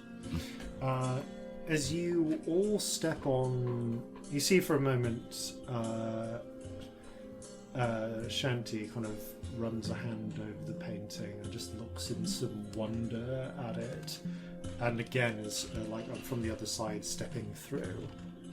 She doesn't say much, but there's like a slight dropping of her shoulders as she takes it all in. Is this familiar? No, it's just beautiful. Fair. A few other... you can see beyond the described wonders that there is more that you can perceive from here outside of the than through the strictly Outside limited the frame. perspective of the frame. For one thing, you can see far, far away. If you had to guess, like at least 2,000 feet away, the rest of the painted structure of the structure, and you can see that the pagoda there rises up, and out of an oculus at the top of it shines a beam of golden light, which you follow through the air over, past and along, over where the frame is, until it is gone from sight, beyond where the cliffs rise up. You can also see, from a different angle, that there is a pair of smaller buildings, one of which is on this side of the chasm. You can see it's just sort of that there is a path leading down through the fantastical flora towards a little wooden stone structure, more like a hut or shack. And you can also see at the edge of a ledge on the opposite bit of chasm, a ledge that I'm going to say you could see you could see the ledge from the painting, but it extended beyond, sort of went out of the painting's frame. Outside of the frame, you can see another of these small huts built into the rock face. So right now you can easily walk to one nearby hut. The other hut is on the opposite side of the chasm, but kind of a bit below you, across a ledge, along a ledge that was visible from the frame. And then the third structure is the pagoda, which you can see far above and far away beyond the, onrushing gale. Visibly calmer now there's a sky. I could quite go for a hut, I think the hut sounds like a good shout. Let's see what's Anyone fancy a turn to the hut? Yeah, this think isn't so. like the Mentalist where it doesn't really exist. It's got to be there, right? I don't know. One way to find out. And Corzin sets off. Okay. For hutting we will go. You Off to find a hut. you step on down and make your way past the beautiful flora towards the distant hut.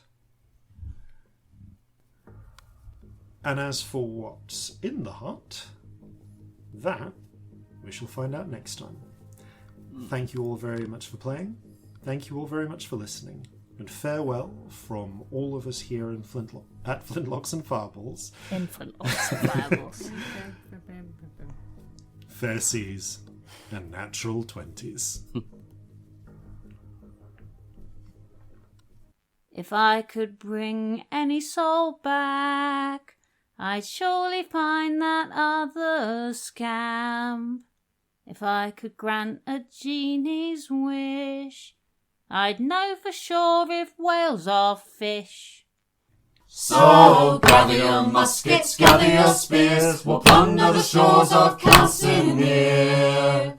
No kraken, storm or spell we fear, so come and sail with us, my dear.